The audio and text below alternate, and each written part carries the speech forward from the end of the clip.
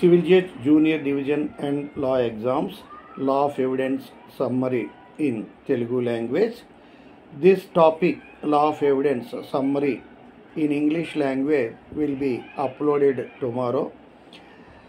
Dear student friends, ఈ రోజు నేను లా of evidence summary whole act బ్రీఫ్గా చెప్పాలనుకుంటున్నాను. ఇదే మ్యాటర్ని రేపు ఇంగ్లీష్లో అప్లోడ్ చేస్తాను.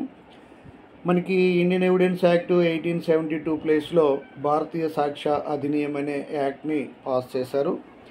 ఇది ఇంప్లిమెంట్ గెజిట్ నోటిఫికేషన్ కూడా ఇవ్వడం జరిగింది. కానీ ప్రాక్టికల్ ఇంప్లిమెంటేషను ఇన్ఫ్రాస్ట్రక్చర్ ప్రాబ్లమ్స్ చాలా ఉన్నాయని సబ్జెక్ట్ ఎక్స్పర్ట్స్, పోలీస్ అథారిటీస్ వీళ్ళంతా చెప్తున్నారు. ఇది ఎలా ఉన్నా సరే మనం చదువుకునే వరకు ఎగ్జామ్స్ పర్పస్గా అన్ని కాలేజెస్, యూనివర్సిటీస్లో, తర్వాత ఈ కాంపిటేటివ్ ఎగ్జామ్స్లో కూడా ఈ పాత act Indian evidence act 1872 continue అవుతుంది. ఇంకా ఇది మిడిల్లో వచ్చింది కాబట్టి ఉంటుంది. ఇది మారితే మీ డిఫరెన్షియల్ కంపారిటివ్గా నేను లెక్చర్ చెప్తాను. అయితే ఇండియన్ ఎవిడెన్స్ యాక్ట్లో ఉన్న ప్రొవిజన్సే ఇందులో ఉంటాయి. నాలెడ్జ్ పాయింట్ ఆఫ్ వ్యూ ఉంటే కాస్త సెక్షన్స్ మారుతాయి. కొన్ని సెక్షన్స్ డిలీట్ చేయడం, మళ్ళీ ఏబిసిడీలో ఉన్నవి మళ్ళీ ఒక సెక్షన్లో కలిపడం, 2-3 సెక్షన్లు కలిపి ఒక సెక్షన్లో ఉండడం, ఇలాంటి మార్పులే జరుగుతాయి. ఒకసారి పాత యాక్ట్ ప్లేస్లో కొత్త యాక్ట్ వచ్చినప్పుడు అన్ని సెక్షన్లు ఎక్కడెక్కడ వేటికి ఇంప్లిమెంట్ అవుతుంది, ఎఫెక్ట్ అవుద్ది, అప్లై అవుతుంది, వేటికి ఏ స్టేట్కి అప్లై అవుద్ది, ఏ స్టేట్కి అప్లై కాదని, తర్వాత ఏ కోర్టులకి అప్లై అవుద్ది, ఏ కోర్టులకి అప్లై కాదు, ఇలాంటివన్నీ కూడా మనకి వస్తాయి. అయినా ఈ టాపిక్ని మనకి సబ్జెక్ట్ మాత్రం ఓవరాల్గా పాత యాక్ట్లో ఉన్న సబ్జెక్టులన్నీ కొత్త యాక్ట్లో ఉంటాయి. కాబట్టి మీకు సబ్జెక్ట్ మారిపోయింది, అది పనికిరాదు, ఇది పనికిరాదు అని మీరు కంగారు పడిన అవసరం లేదు. నాలెడ్జ్ పాయింట్ ఆఫ్ వ్యూలో 1872 యాక్ట్లో కూడా అదే నాలెడ్జ్ ఉంటుంది. 2023 అధినియంలో కూడా అదే నాలెడ్జ్ ఉంటుంది. కాబట్టి ప్రస్తుతానికి ఇండియన్ ఎవిడెన్స్ యాక్ట్ పని ఉంటుంది. అది పూర్తిగా ఇంప్లిమెంట్ అయ్యి వచ్చినప్పుడు కంపేరిటివ్గా పాత యాక్ట్కి కొత్త యాక్ట్కి కంపేర్ చేస్తూ కొత్త యాక్ట్ ప్రకారం నేను మళ్ళీ మీకు లెక్చర్స్ రివైజ్ చేస్తున్నాను. కాబట్టి ఇప్పుడు నేను ఈ క్లాస్లో ఈ ఇండియన్ ఎవిడెన్స్ యాక్ట్ మొత్తం బ్రీఫ్గా వీలైనంత తొందరగా కంప్లీట్ చేయాలని చూస్తున్నాను. మీరు జాగ్రత్తగా ఇవ్వనండి. ఇప్పుడు మనం తెలుసుకోవాల్సింది ఏంటంటే introduction, scheme of the Indian evidence act. అంటే 3 పార్ట్లు, 167 సెక్షన్లు, 11 చాప్టర్లు. ఈ 11 చాప్టర్లు మళ్ళీ 3 పార్ట్స్గా స్కీమ్ ఆఫ్ ది యాక్ట్గా చెప్పుకుంటాం. అదేవిధంగా ఈ స్కీమ్ ఆఫ్ ది యాక్ట్ 3 పార్ట్లోని 11 చాప్టర్ని, 167 సెక్షన్ని సెక్షన్ వైజ్గా, టాపిక్ వైజ్గా వీలైనంత వరకు చెప్తాం. అయితే ఏ యాక్ట్లోనైనా, ఎనాక్ట్మెంట్లోనైనా ఒక సెక్షను చాలా పెద్ద సబ్జెక్ట్ ఉంటుంది. కొన్ని ఒక కాన్సెప్ట్కి 10, 100, 10, 20, 30, 40 సెక్షన్లు కూడా ఉంటాయి. కాబట్టి ఒక సెక్షను ఎక్కువ సబ్జెక్ట్ని చెప్పే సెక్షన్లు బాగా మీరు గుర్తుంచుకొని వాటి చదవాలి. ఒకే కాన్సెప్ట్ 10, 15, 20 సెక్షన్లే కానీ ఉంటే దానికి మీరు అన్ని సెక్షన్లని కూడా డీప్గా గుర్తుంచుకోవాల్సిన అవసరం లేదు. అయితే ఇప్పుడు మనం లెక్చరు స్టార్ట్ చేద్దాం. అది ఎవిడెన్స్ యాక్ట్ స్టార్టింగ్ నుండి ఇప్పుడు ఇండియన్ ఎవిడెన్స్ యాక్ట్ వరకు ఒక 2 నిమిషాలు. అంటే అక్కడ మనకి ఇప్పుడు ఈ సీడ్స్ ఆఫ్ ఇండియన్, ఇది మనకి యాన్షియంట్ హిందూ పీరియడ్, యాన్షియంట్ ముస్లిం పీరియడ్, బ్రిటిష్ పీరియడ్ అని 3 పీరియడ్స్ ఉన్నాయి. మనకి హిస్టారికల్ బ్యాక్గ్రౌండ్ ఏమైనా చెప్తే ఈ యాన్షియంట్ హిందూ పీరియడ్లో ఏమైందంటే the roots of law of evidence, the seeds of law of evidence were sown in Hindu period during Vedic period అంట. యాన్షియంట్ హిందూల ఫస్ట్ పీరియడ్లో, ఎర్లియస్ట్ పీరియడ్లో ఈ యొక్క లా ఆఫ్ ఎవిడెన్స్ అనే చెట్టు యొక్క విత్తనాలు యాన్షియంట్ హిందూ వేదిక్ పీరియడ్లో వచ్చాయని చెప్తారు. అంటే అప్పుడు ఈ లా ఆఫ్ ఎవిడెన్స్ అనే మాట మొట్టమొదటిసారిగా యాన్షియంట్ హిందూల వేదిక్ పీరియడ్లో ఉపయోగించడం జరిగింది. ఈ యొక్క లా ఆఫ్ ఎవిడెన్స్ అనే ఆస్పెక్ట్ని అప్పటి ధర్మశాస్త్రాసు ఎక్నాలెడ్జ్ చేశాయి. దేనికోసం ఎక్నాలెడ్జ్ చేశాయంటే ఒక ఫ్యాక్ట్ ఇన్ ఇష్యూ, ఒక డిస్ప్యూట్, ఒక ఫ్యాక్ట్ మీద రెండు కాంట్రవర్షియల్ ఒపీనియన్స్ ఉండేటప్పుడు ఇద్దరు నాకు నేను కరెక్ట్ అని, ఇంకొకటి నేను కరెక్ట్ అంటే, వీడి కరెక్టా వాడి కరెక్టా, నిజమేమిటి, ట్రూత్, ఆ ట్రూత్ అనే విషయాన్ని, నిజాన్ని బయట పెట్టడానికి ఈ యొక్క లా ఆఫ్ ఎవిడెన్స్ని మొట్టమొదటిసారిగా ఈ యాన్షియంట్ హిందూ పీరియడ్లో, యాన్షియంట్ హిందూల వేదిక్ పీరియడ్లో దీన్ని ధర్మశాస్త్రాసు ఎక్నాలెడ్జ్ చేయడం జరిగింది, అంగీకరించడం జరిగింది. అయితే ట్రూత్ అంటే దీన్ని బట్టి ఏంటంటే ట్రూత్ అనేది, నిజము అనేది ఈ లా ఆఫ్ ఎవిడెన్స్కి ఒక న్యూక్లియస్ లాంటిది. హ్యూమన్ బాడీకి హార్ట్ ఎటువంటిదో ఈ లా ఆఫ్ ఎవిడెన్స్ కూడా ఈ ట్రూత్ అనేది లా ఆఫ్ ఎవిడెన్స్కి ఒక అటువంటిది అనమాట.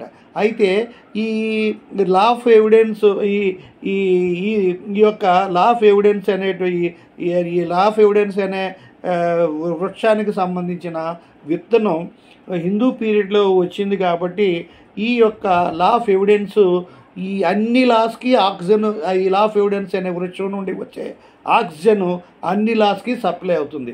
కింద సెక్షన్లో ఏం చెప్పానంటే law of evidence is fuel of all laws. ఏ లా అయినా సరే ఎవిడెన్స్ లేకపోతే పనికిరాదు. జడ్జి గారు జడ్జిమెంట్ ఇవ్వాలంటే ఎవిడెన్స్ ఉంటేనే చెప్పగలరు. ఎవిడెన్స్ లేనప్పుడు ఏ కోర్టులో ఏ జడ్జి కూడా జడ్జిమెంటు ఇవ్వలేరు. ఈవెన్ సోర్స్ ఆఫ్ లా లేకపోయినా జడ్జిమెంట్ ఇవ్వగలరు, కానీ ఎవిడెన్స్ లేకపోతే జడ్జిమెంటు ఇవ్వలేము. చాలా కేసులు ఈ ఎవిడెన్స్ లేదనే గ్రౌండ్ మీద కేసులు కొట్టేసిన సందర్భంలో మనం చూస్తుంటున్నాం. అంతే ఇప్పుడు source of law, లెజిస్లేషను, custom, president ఏది లేకపోయినా జడ్జి గారు ఇన్హెరెంట్ పవర్ తోటి ఇది సెక్షన్ 226, 227 హైకోర్టులు, తర్వాత ఆర్టికల్ 32, 136 సుప్రీంకోర్టు అని, తర్వాత 148A నుండి 151B వరకు సివిల్ కోర్ట్స్ అని, తర్వాత 482 క్రిమినల్ కోర్ట్స్ అని, ఇలాగా సోర్స్ ఆఫ్ లా లేకపోయినా వాళ్ళు జడ్జి డిస్క్రిమినరీ పవర్తో చేయగలరు, కేసు డిసైడ్ చేయగలరు, కానీ ఈ ఎవిడెన్స్ అనే లా లేకపోతే చేయలేరు. కాబట్టి ఈ ఇండియన్ ఎవిడెన్స్ అనేది, లా ఆఫ్ ఎవిడెన్స్ అనేది ఒక కార్నర్ స్టోన్, ఒక foundation in any judicial system, any judicial system in any country. ఇండియాకే కాదు, ఏ దేశంలో అయినా సరే ఈ లా ఆఫ్ ఎవిడెన్స్ లేకపోతే కేసుని 80% డిసైడ్ చేయలేరని చెప్పాం. అయితే ఆ హిందూ పీరియడ్లో అలాగే వచ్చింది. తర్వాత ముస్లిం పీరియడ్లో కూడా వీళ్ళు ఎక్నాలెడ్జ్ చేశారు. ఎప్పుడు ముస్లిం పీరియడ్ తర్వాత వచ్చిన ముస్లిం పీరియడ్ రూల్ ఆఫ్ లాలో ఒక జ్యుడిషియల్ ఎంక్వైరీలో మనకి వాళ్ళకి ట్రూత్ తెలుసుకోవడానికి, ట్రూత్ బయట పెట్టడాలంటే ఒక జ్యుడిషియల్ ప్రొసీడింగ్స్లో దీన్ని ఈ లా ఆఫ్ ఎవిడెన్స్ని ముస్లిం పీరియడ్లో కూడా ఇచ్చేశారు. తర్వాత మన బ్రిటిష్ పీరియడ్ వచ్చిందంటే మన బ్రిటిషర్స్ మనకి 600 ADలో మనకు వచ్చారు. తర్వాత మనకి నియర్లీ 350 సంవత్సరాలు ఇంకా పైన మనకి 3.5 centuries పైన బ్రిటిషర్స్ రూల్ చేశారు. కాబట్టి మనకున్న లాస్ అన్నీ కూడా బ్రిటిష్ వాళ్ళు పాస్ చేసినటువంటి ఇంగ్లీష్ ఎనాక్ట్మెంట్సే. కాబట్టి ఈ ఇండియన్ ఎవిడెన్స్ యాక్ట్ 1872లో వస్తే అటు బ్రిటిష్ పీరియడ్లోని ఇండియాకి, పాకిస్తాన్కి అప్పటి అన్నిటికీ కూడా ఉపయోగం ఉండేది. అయితే ఈ బ్రిటిష్ పీరియడ్లో ఈ ఇండియన్ ఎవిడెన్స్ యాక్ట్ ఎలాగ వచ్చింది అనేది బ్రీఫ్గా మనం చెప్తాం. ఈ బ్రీఫ్గా చెప్తామంటే అప్పుడు బ్రిటిష్ పీరియడ్లోని డ్యూయల్ సిస్టమ్ ఆఫ్ లా ఉండేది. మెడ్రాస్, బాంబే, కలకటాలోని ప్రెసిడెంటేసు, బెంగాల్, బీహార్, ఒరిస్సాలోని ప్రావిన్సెస్. ఇక్కడ ప్రావిన్సెస్లో ప్రొవిన్షియల్ లాసు, అక్కడ క్రౌన్ లాసు ఉండేవి. క్రౌన్ లాస్లో ఎవిడెన్స్ లా ప్రిన్సిపల్స్ ఉండేవి. ప్రొవిన్షియల్ లాలోని ఎవిడెన్స్ ప్రిన్సిపల్స్ లేవు. ప్రిన్సిపల్స్ లేకపోతే కొంచెం కాన్ఫ్లిక్ట్ వచ్చేది. అందుకనే యాక్ట్ ఆఫ్ 1835 ద్వారా మొట్టమొదటిసారిగా లా ఆఫ్ ఎవిడెన్స్ని కోడిఫై చేయడానికి ప్రయత్నించారు. వర్కౌట్ అవ్వలే. తర్వాత 10 లెజిస్లేషన్స్ పాస్ చేశారు. వర్కౌట్ అవ్వలే. తర్వాత 10 లెజిస్లేషన్స్ పాస్ చేసినా వర్కౌట్ అవ్వలేదు. తర్వాత థర్డ్ లా కమిషన్ ఫిఫ్త్ రిపోర్ట్లో ఒక బిల్లు 39 సెక్షన్స్తో బిల్లును ప్రజెంట్ చేసింది. అయినా అప్పటికి కూడా వర్కౌట్ అవ్వలేదు. 1868లోనే అంతకుముందు ఉన్నటువంటి గవర్నర్ ఆఫ్ బెంగాల్ని గవర్నర్ జనరల్ ఆఫ్ ఇండియా అని, ఆ గవర్నర్ జనరల్ ఆఫ్ ఇండియా యొక్క డెసిగ్నేషన్ని వైస్రాయ్ జనరల్ ఆఫ్ ఇండియా అని 1868లో చేశారు.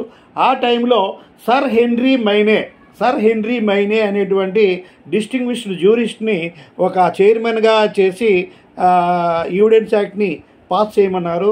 అతను కూడా ప్రిపేర్ చేశాడు, కానీ అది కూడా యాక్సెప్ట్ కాలేదు. తర్వాత అల్టిమేట్గా సర్ జేమ్స్ ఫిట్జ్ స్టీఫెన్ అతను 1829 నుండి 94 వరకు ఉన్నాడు. అతను నేతృత్వంలో ఇతన్ని సర్ జేమ్స్ ఫిట్జ్, మీకు పరీక్షలో రావచ్చు, father of Indian evidence act అంటే సర్ జేమ్స్ ఫిట్జ్ ఇతనైనా రావచ్చు. అంతకుముందు సర్ హెన్రీ మైన్ అని కూడా మీకు రావచ్చు. తర్వాత ఈ మొట్టమొదటి ఎప్పుడైందంటే 1835 యాక్ట్లో మొట్టమొదటి వచ్చిందని మీకు ప్రిలిమినరీలోని బిట్ అడిగినా అడగచ్చు. కాబట్టి ఈ విధంగా సర్ జేమ్స్ ఫిట్జ్ స్టీఫెన్ ఇతను ఈ యొక్క ఇండియన్ ఎవిడెన్స్ యాక్ట్ని బిల్లు ప్రిపేర్ చేసి ప్రజెంట్ చేస్తే దాని సెలెక్ట్ కమిటీ చేంజెస్ చేసి తర్వాత కౌన్సిల్కి లెజిస్లేటివ్ కౌన్సిల్ చేయడం, వాళ్ళు అప్రూవ్ చేయడం జరిగింది, కొంచెం మోడిఫికేషన్ చేసి ఆ విధంగా ఇండియన్ ఎవిడెన్స్ యాక్టు 1872 పాస్ అయింది. ఇది 1 సెప్టెంబర్ 1872ని ఇండియన్ ఎవిడెన్స్ యాక్ట్ అమల్లోకి వచ్చింది. అప్పుడు ఇండియా, పాకిస్తాను, ఆ తర్వాత ఆల్ టెరిటరీస్ కూడా దీన్ని అప్లై చేశారు కొన్ని ఎక్సెప్షనల్ కేసులో.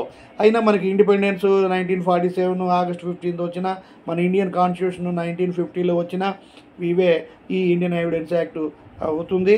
ఎప్పటికీ కూడా మనము ఎన్నో పుస్తకాల్లో 1950 కేసులు చూస్తున్నాం. కాబట్టి బాల్ఫర్ వర్సెస్ బాల్ఫర్ అని, యాష్బీ వర్సెస్ వైట్ అని కొన్ని నిజమైనటువంటి పద్ధతులు ఇవి ధర్మసూత్రాలు వీటిని తీసుకొని ట్రెడిషనల్గా ఒక న్యాచురల్ జస్టిస్ ఇవన్నీ చూసి ఉంటాయి కనుక ఎన్నో లాకు సంబంధించిన ఎన్నో విషయాలు తరతరాలుగా వందల వేల సంవత్సరాలు కూడా ఉంటాయి.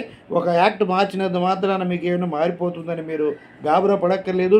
ఇప్పుడు 2022 బిల్లు పాస్ చేశారు. ఎందుకంటే ఇప్పుడు అన్నీ కంప్యూటర్ ఆపరేటర్స్ చాలా వచ్చాయి, సీసీ కెమెరాలని అవన్నీ సెల్ ఫోన్లని అవన్నీ వచ్చాయి. అవన్నీ కవర్ అవ్వడానికే డాక్యుమెంట్ యొక్క సెక్షన్ 3 ప్రకారం డాక్యుమెంట్ యొక్క డెఫినేషన్ ఎలాబరేట్ చేయాలని ఈ బిల్లు వచ్చింది. ఈలోగా మళ్ళీ కొత్త యాక్ట్ వచ్చింది. కాబట్టి పరిస్థితులు బట్టి కొన్ని మార్పులు చేయాలి.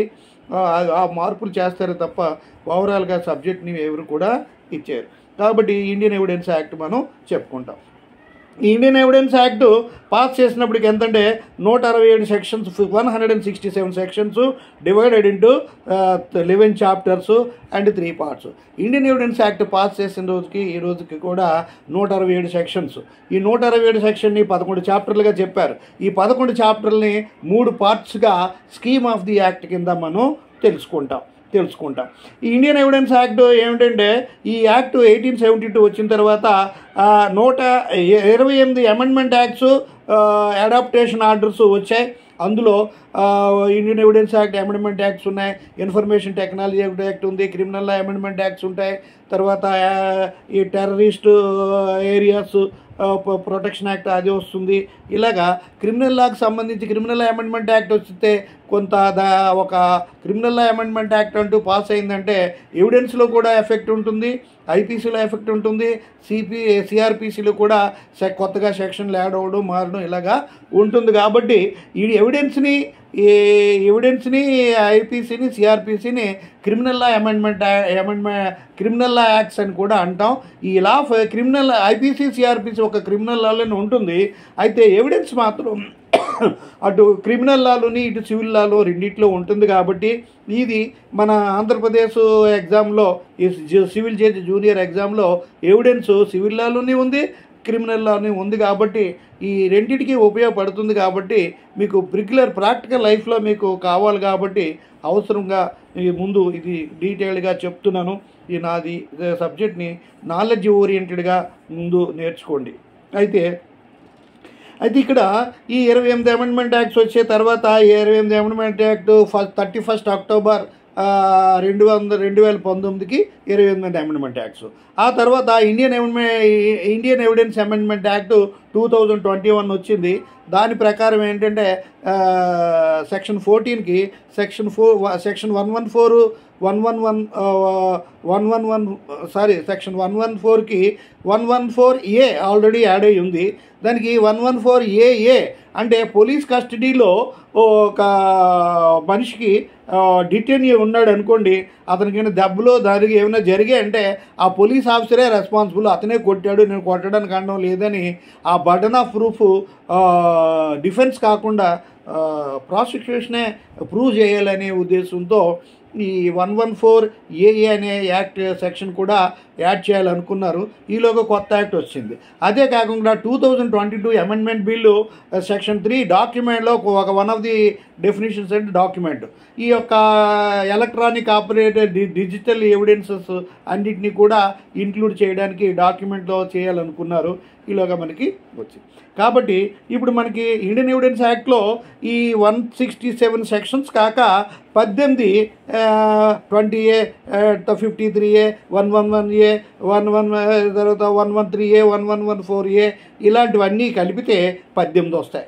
అయితే అవి 167 ప్లస్ ఈ 18 కలిపితే 185 సెక్షన్స్ ఇండియన్ ఎవిడెన్స్ యాక్ట్లో ఉన్నాయని మనం చెప్పుకోవచ్చు.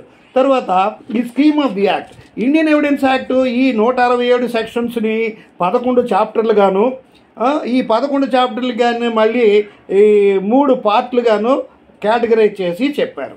పార్ట్ 1 ఏంటంటే part 1 relevancy of facts. Part 1లో ఏం చెప్తామంటే రిలవెన్సీ ఆఫ్ ఫ్యాక్ట్స్ ఏంటి. పార్ట్ 2లో part 2 proof of facts, part 3 production and effect of evidence. ఈ 3 చెప్పుకుంటాం. ఇది ఏంటంటే ఇక్కడ మనకి రిలవెన్సీ ఆఫ్ ఫ్యాక్ట్స్కి వచ్చేసరికి పార్ట్ 1లో రిలవెన్సీ ఆఫ్ ఫ్యాక్ట్కి వచ్చేసరికి అసలు రిలవెంట్ ఫ్యాక్ట్ అంటే ఏమిటి, ఏ ఫ్యాక్ట్ని మనం రిలవెంట్ ఫ్యాక్ట్స్గా తీసుకుంటాం, రిలవెంట్ ఫ్యాక్ట్స్ అయితేనే ఎవిడెన్స్లోని కోర్టు యాక్సెప్ట్ చేస్తుంది. ఏదైనా ఒక ఫ్యాక్ట్ ఇన్ ఇష్యూ, ఒక డిస్ప్యూట్ వచ్చినప్పుడు ఫ్యాక్ట్ ఏంటి, రిలవెంట్ ఫ్యాక్ట్ ఏంటి, ఫ్యాక్ట్ ఇన్ ఇష్యూ అనేది నేను ఇప్పుడు డీటెయిల్గా చెప్తాను. సబ్జెక్టు చాప్టర్లో ఇంకా డీటెయిల్గా చెప్తాను. ఇప్పుడు టూకీగా అన్నీ చెప్పేస్తాను. అయితే ఇక్కడ పార్ట్ 1లో 2 చాప్టర్స్ ఉంటాయి. చాప్టర్ 1 ఏంటంటే సెక్షన్ 1 to 4. చాప్టర్ 2లో చాప్టర్ 2 సెక్షన్ 5 నుండి 55 వరకు ఉంటాయి. అంటే 51 సెక్షన్స్ ఉంటాయి. చాప్టర్ 1లో స్కీమ్ ఆఫ్ ది యాక్ట్లో 3 పార్ట్లుగా డివైడ్ చేశారండి. పార్ట్ 1 ఏంటి, పార్ట్ 1 సెక్షన్ 1 నుండి 55 వరకు ఉంటుందండి. Relevancy of facts first 4 sections preliminary aspects, 5 నుండి 55 వరకు కూడా రిలవెంట్ ఫ్యాక్ట్స్. ఏ ఫ్యాక్ట్స్ రిలవెంటు, ఒక కోర్టుకు వచ్చి ఒక ఎవిడెన్స్లో అడ్మిట్ చేయాలి అంటే, అలో చేయాలంటే ఆ పర్టికులర్ ఫ్యాక్టు రిలవెంట్ ఫ్యాక్ట్ అవ్వాలి. ఈ రిలవెంట్ ఫ్యాక్ట్ అంటే ఏమిటి అనేది సెక్షన్ 5 చెప్తుంది. ఆ పర్టికులర్ ఏరియా కాకుండా అదర్వైజ్ రిలవెంట్ అని సెక్షన్ 6 నుండి 55 వరకు తెలుసుకుంటాం. అయితే సెక్షన్ 1 to 55 మనం 1 to 4 ప్రిలిమినరీ ఆస్పెక్ట్స్ చెప్పుకుంటాం. 5 నుండి 55 వరకు relevant facts. What facts are relevant, ఏ ఫ్యాక్ట్స్ని మనం రిలవెంట్ ఫ్యాక్ట్ అని అంటాము, ఏ ఫ్యాక్ట్ని మనము రిలవెంట్ ఫ్యాక్ట్స్ అని అంటాం. అయితే పార్ట్ 2లో 56 నుండి 100, 56 నుండి సెక్షన్ 56 నుండి 100 సెక్షన్స్ పార్ట్ 2లో ఉంటాయి. ఈ 56 నుండి 100 అంటే మనకి 45 సెక్షన్స్. వీటిని 3 to 6, 3, 4, 5, 6 4 చాప్టర్స్ ఉంటాయి. ఈ 4 చాప్టర్స్లో కాన్సెప్ట్స్ని మనం డిసైడ్ చేస్తాం. పార్ట్ 1 రిలవెంట్ ఫ్యాక్ట్స్ ఏంటి ఏమిటి, ఓన్లీ రిలవెంట్ ఫ్యాక్ట్సే తీసుకుంటాం. అయితే పార్ట్ 2లో ఏంటంటే ప్రూఫ్ ఆఫ్ ఫ్యాక్ట్స్ అంటే ఆన్ ప్రూఫ్ అనమాట. అంటే ఈ రిలవెంట్ ఫ్యాక్ట్ అని నువ్వు అంటున్నావు, అది రిలవెంట్ ఫ్యాక్ట్ అని ప్రూవ్ చేయు అని అడుగుతుంది కోర్టు. అంటే what are mode of proving relevant facts part 2లో చెప్తాం. మోడ్ ఆఫ్ ప్రూవింగ్ ఒకటి పార్ట్ 1లో రిలవెంట్ ఫ్యాక్ట్సే కోర్టు యాక్సెప్ట్ చేస్తుంది ఎవిడెన్స్కి. రెండోది ఏంటంటే పార్ట్ 2లో ఆ రిలవెంట్ ఫ్యాక్ట్ అంటున్నావు కదా, ఆ రిలవెంట్ ఫ్యాక్ట్ వెళ్ళాలంటే నువ్వు ప్రూవ్ చెయ్యి అని చెప్తుంది. అదే proof of relevant facts section 56 నుండి 100 వరకు వస్తుంది. అయితే ఈ రిలవెంట్ ఫ్యాక్ట్స్ అవ్వాలి, వాటిని కోర్టులో ప్రూవ్ చేయమంటుంది. ఎలాగ ప్రూవ్ చేయాలి, ఎవరు ప్రూవ్ చేయాలి, ప్రూవ్ చేయడానికి క్వాలిఫైడ్ ఎవడో సంబంధం లేని వ్యక్తులు కాదు, కన్సర్న్డ్ వ్యక్తులు. Who can testify, who can be called for witness, who can be compelled for witness అని ఈ థర్డ్ దీంట్లో వస్తుంది.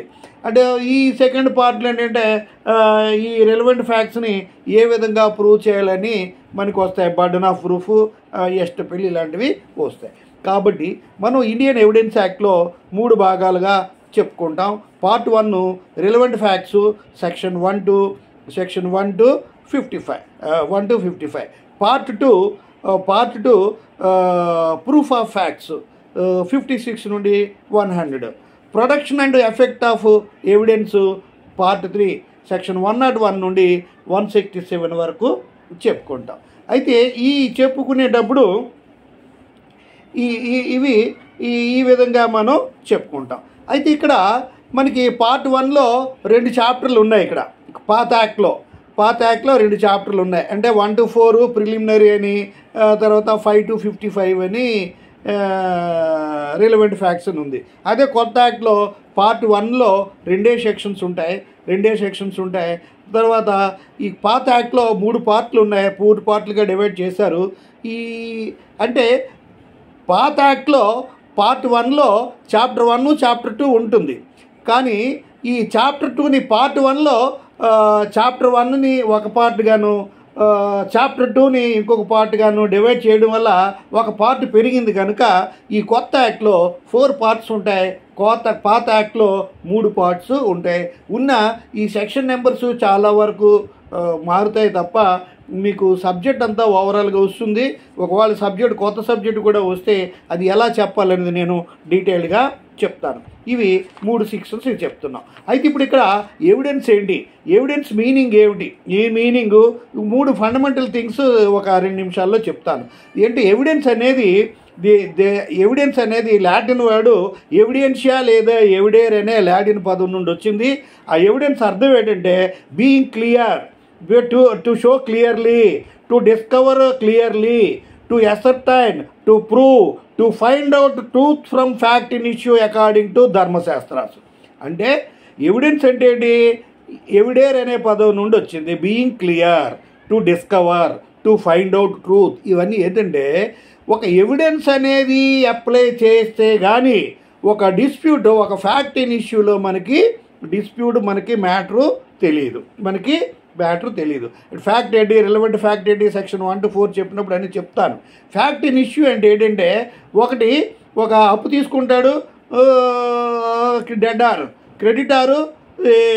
ఎప్పటికీ తీరడు. వీడు కోర్టుకి వెళ్తాడు. అప్పు ఇచ్చినోడు ఏమంటాడు, ఇచ్చాను అంటాడు. తీసుకున్నాడు ఏమంటాడు, ఎగ్గొట్టడానికి ఇవ్వలేదు అంటాడు. వీడు కరెక్టా వాడి కరెక్టా?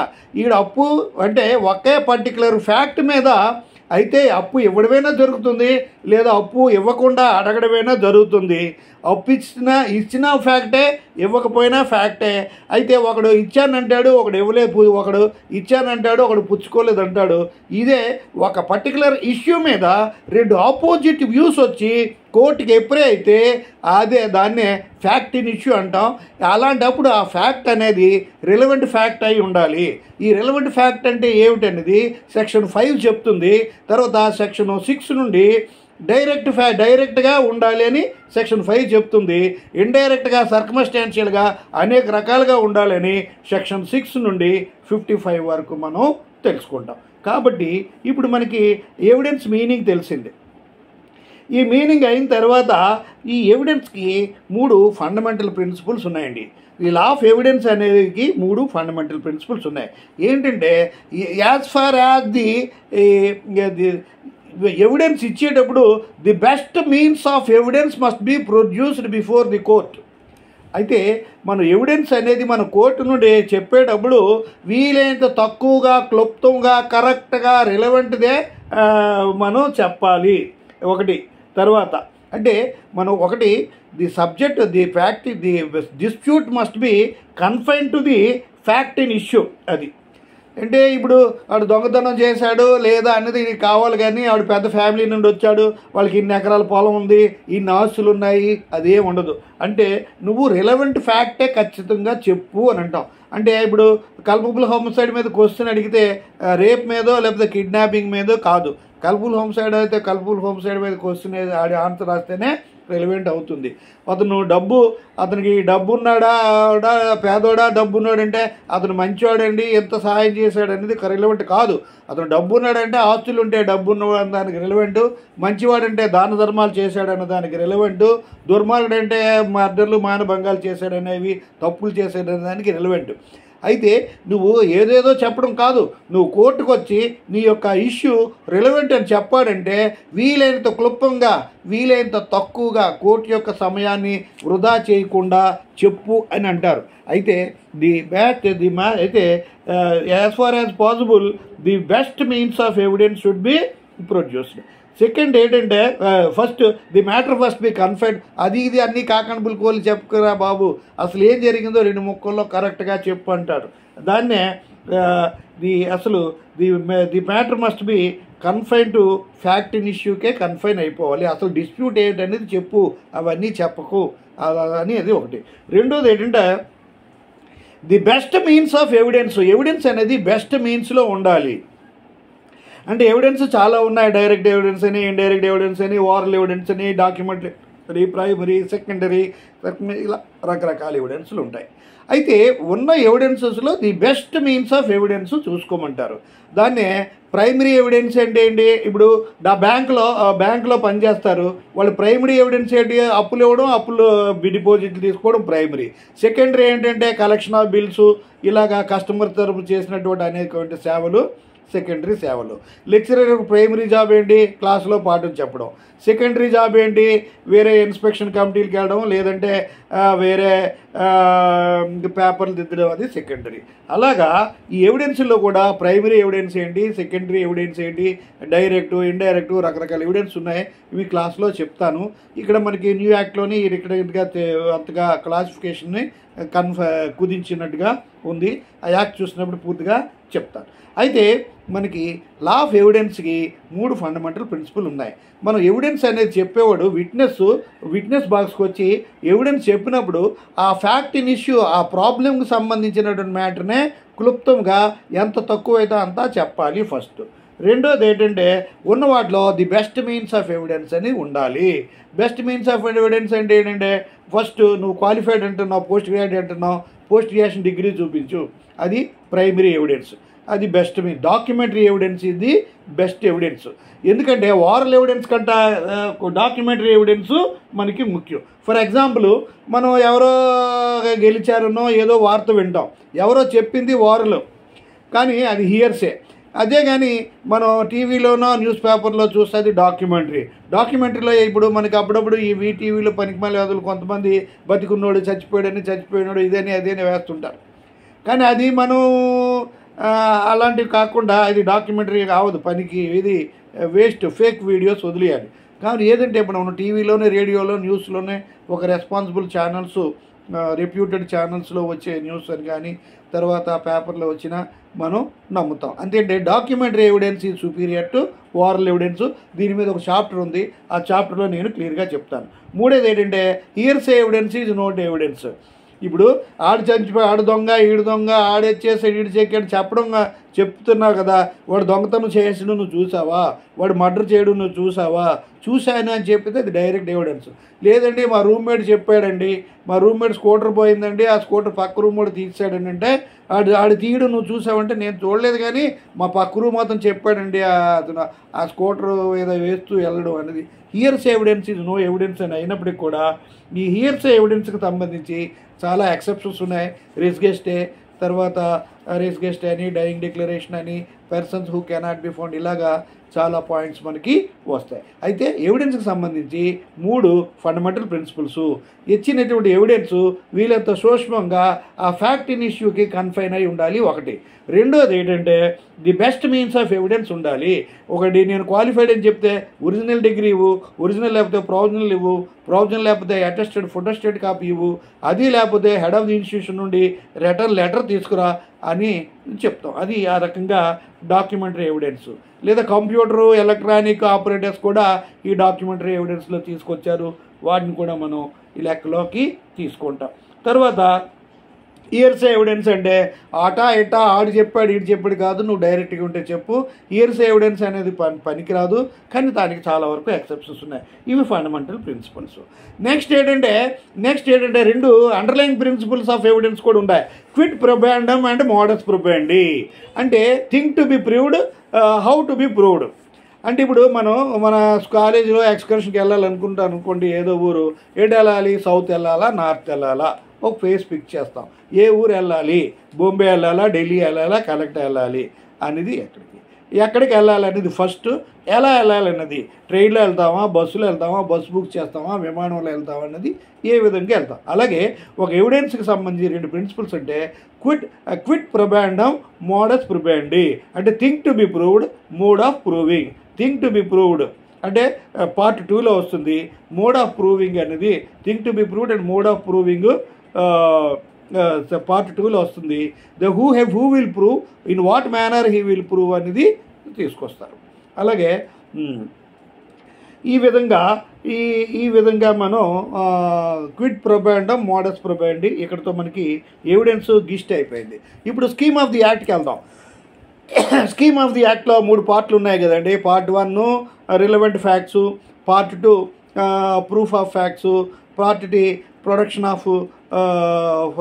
Production and effect of evidence అని 3rd పాయింట్లోకి వస్తాం. అయితే ఫస్ట్ రిలవెంట్ ఫ్యాక్ట్ మనకి పాత యాక్ట్లో 2 భాగాలుగా ఉంది, 2 చాప్టర్స్ ఉన్నాయి. చాప్టర్ 1లో 4 సెక్షన్స్ ఉన్నాయండి, సెక్షన్ 1 to 4. ఈ వాటి ప్రిలిమినరీ ఆస్పెక్ట్స్ ఉంటాయి. తర్వాత సెకండ్ చాప్టర్లో పార్ట్ 1 స్కీమ్ ఆఫ్ ది యాక్ట్లో 4 సెక్షన్స్ ఉన్నాయి, 2 చాప్టర్స్ ఉన్నాయి. చాప్టర్ 1 సెక్షన్ 1 to 4లో ప్రిలిమినరీ ఆస్పెక్ట్స్ ఉంటాయి. చాప్టర్ 2 5 నుండి 55 వరకు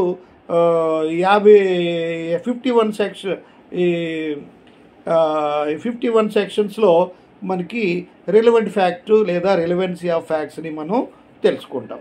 ఏంటంటే ఇక్కడ మనకి చెప్పుకుంటాం. అయితే ఇక్కడ సెక్షన్ 1లో టైటిల్, ఎక్స్టెంట్, అప్లికేషను వస్తుంది. అంటే scheme of the act part 1లో చాప్టర్ 1 సెక్షన్ 1 to 4 బ్రీఫ్గా చెప్తాను. 1 అంటే సెక్షన్ 1 అంటే అప్లికబిలిటీ. ఈ యాక్ట్ని ఇండియన్ ఎవిడెన్స్ యాక్ట్ 1872 అంటారు, యాక్ట్ నెంబర్ 1 of 1872 అంటారు. అది act title. Extent, it applies to whole of India including state of Jammu and Kashmir. అంతకుముందు ఎక్సెప్ట్ జమ్మూ అండ్ కాశ్మీర్ అన్నారు కాబట్టి ఆర్టికల్ 370ని అబాలిష్ చేసేసి జమ్మూ అండ్ కాశ్మీర్కి ఉన్న స్పెషల్ స్టేటస్ తీసేశారు. కాబట్టి ఇది ఇండియా ఇప్పుడు అన్ని యాక్ట్లో కూడా including Jammu and except Jammu and Kashmir అన్నీ కూడా పోతుంది. Jammu and Kashmir reorganisation act 2009లో వచ్చింది కాబట్టి ఈ ప్రజెంట్ బీజేపీ గవర్నమెంట్లో ఇప్పుడు ఇంక్లూడింగ్ జమ్మూ అండ్ కాశ్మీర్ అని ఉంటాయి. అప్లికబిలిటీ అంటే ఇవన్నీ కోర్టులకి అప్లై అవుతాయి except few court marshals, except army navy, air force.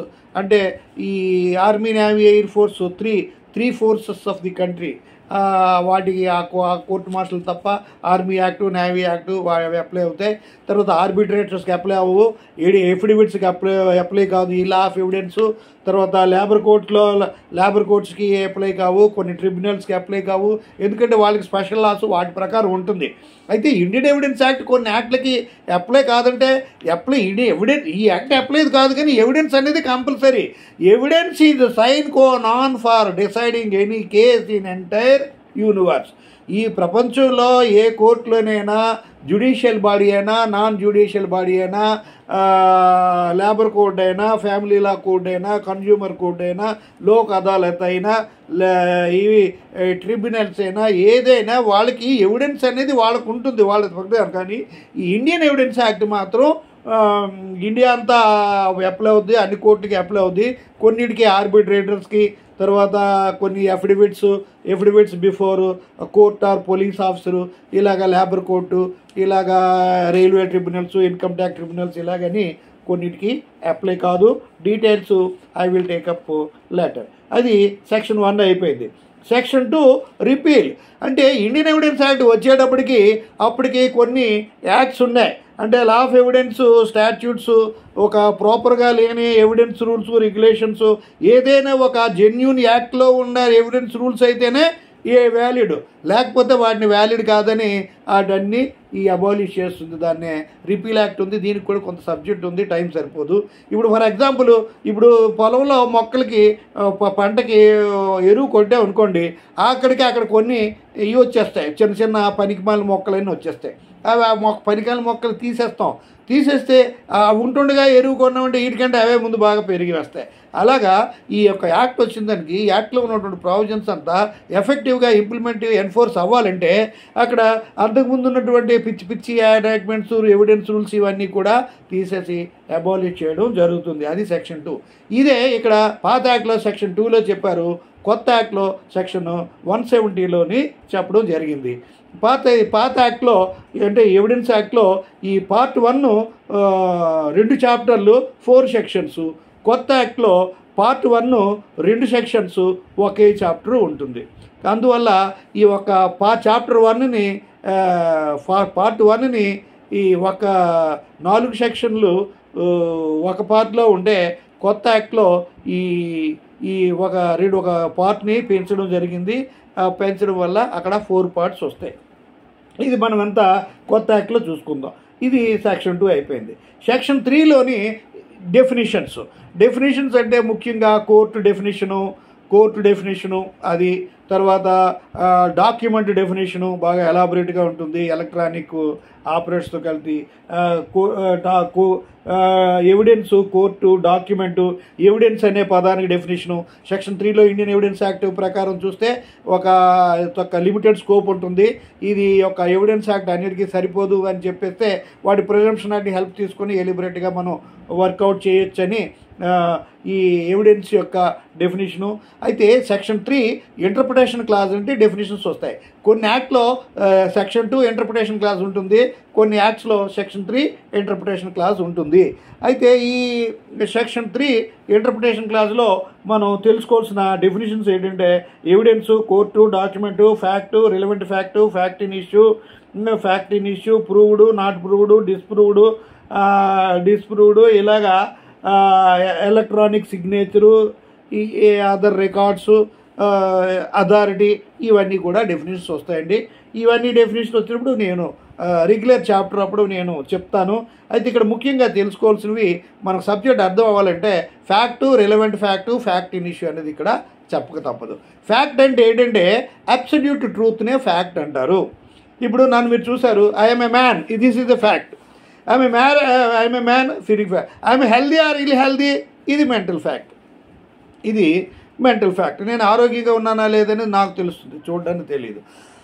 అదే నేను ఆరోగ్యంగా లేకుండా అని మూలుగుతూ కనిపిస్తే అది కూడా ఫ్యాక్ట్, ఎక్స్టర్నల్ ఫ్యాక్ట్. అంటే ఈ ఫ్యాక్ట్ అనేది అబ్సల్యూట్ ట్రూత్. అది బస్సు, ఇది లారీ, ఇది ట్రైను, ఇవన్నీ కంటికి అంటే ఫ్యాక్ట్ అనేది ఏంటంటే ఫ్యాక్ట్లో 2 ఉన్నాయి. ఒకటి ఇంటర్నల్ ఫ్యాక్టు, ఒకటి ఎక్స్టర్నల్. ఒకటి ఇంటర్నల్ ఫ్యాక్టు, 2 ఎక్స్టర్నల్ ఫ్యాక్టు. చూడగానే తెలుసుకునేది అంటే బై పెర్సెప్షన్ ఆఫ్ సెన్సెస్. కన్ను, ముక్కు, చెవి, నాలుక, చర్మం. కన్ను, ముక్కు, చెవి, నాలుక, చర్మం, ఈ జ్ఞానేంద్రియాల ద్వారా తెలుసుకుని చెప్పగలిగేదే ఎక్స్టర్నల్ ఫ్యాక్ట్ లేదా ఫిజికల్ ఫ్యాక్ట్. అది బస్సు, ఇది ట్రైను, ఇది వస్తువు, ఇది వాటరు, ఇలాగని చెప్తుంది, స్టూలు అని. అది ఎక్స్ట్రా. ఇంటర్నల్ ఫ్యాక్ట్ అంటే ఏంటంటే మనకి నాలెడ్జ్ ఉంటే కానీ తెలియదు. ఇప్పుడు బయట 2 అబ్బాయిలు వెళ్ళిపోతున్నారు, ఎవర్రా అటు వెళుతుంది అంటే 2 అబ్బాయిలు అని చెప్పేది అది ఫిజికల్ ఫ్యాక్ట్. 2 లా స్టూడెంట్స్ వెళ్తున్నారు అని తెలిస్తే అది మెంటల్ ఫ్యాక్ట్, సైకలాజికల్ ఫ్యాక్ట్ ఉంటుంది. ఈ ఫ్యాక్ట్లో మళ్ళీ తర్వాత రిలవెంట్ ఫ్యాక్ట్ అయి ఉండాలి. రిలవెంట్ ఫ్యాక్ట్ అంటే ఏంటి? చెప్పిన దానికి ఆ ఫ్యాక్ట్కి కనెక్షన్ ఉంటేనే, కాజల్ కనెక్షన్ ఉంటేనే అది రిలవెంట్ ఫ్యాక్ట్ అంటారు. నువ్వు చదువుకున్నావా? చదువుకున్నాను. ఏం చదువుకున్నావు? డిగ్రీయో పీజీయో? అయితే సర్టిఫికేట్ చూపించు. అంటే నువ్వు చదువుకున్నావని చెప్పడానికి నువ్వు చూసే డిగ్రీ సర్టిఫికేటు రిలవెంట్. తర్వాత నువ్వు డబ్బున్నోడు అని చెప్పడానికి నీకున్న ఆస్తులు రిలవెంట్, నువ్వు మంచివాడని చెప్పడానికి నువ్వు చేసే మంచి పనులు రిలవెంట్, నువ్వు చెడ్డోడు అని చెప్పడానికి నువ్వు చేసే తప్పుడు పనులు రిలవెంట్. అలాగా ఆ యొక్క రెండింటికి ఉండే కనెక్షన్ ఉంటే దాన్ని రిలవెంట్ ఫ్యాక్ట్ అని అంటాం సింపుల్గా.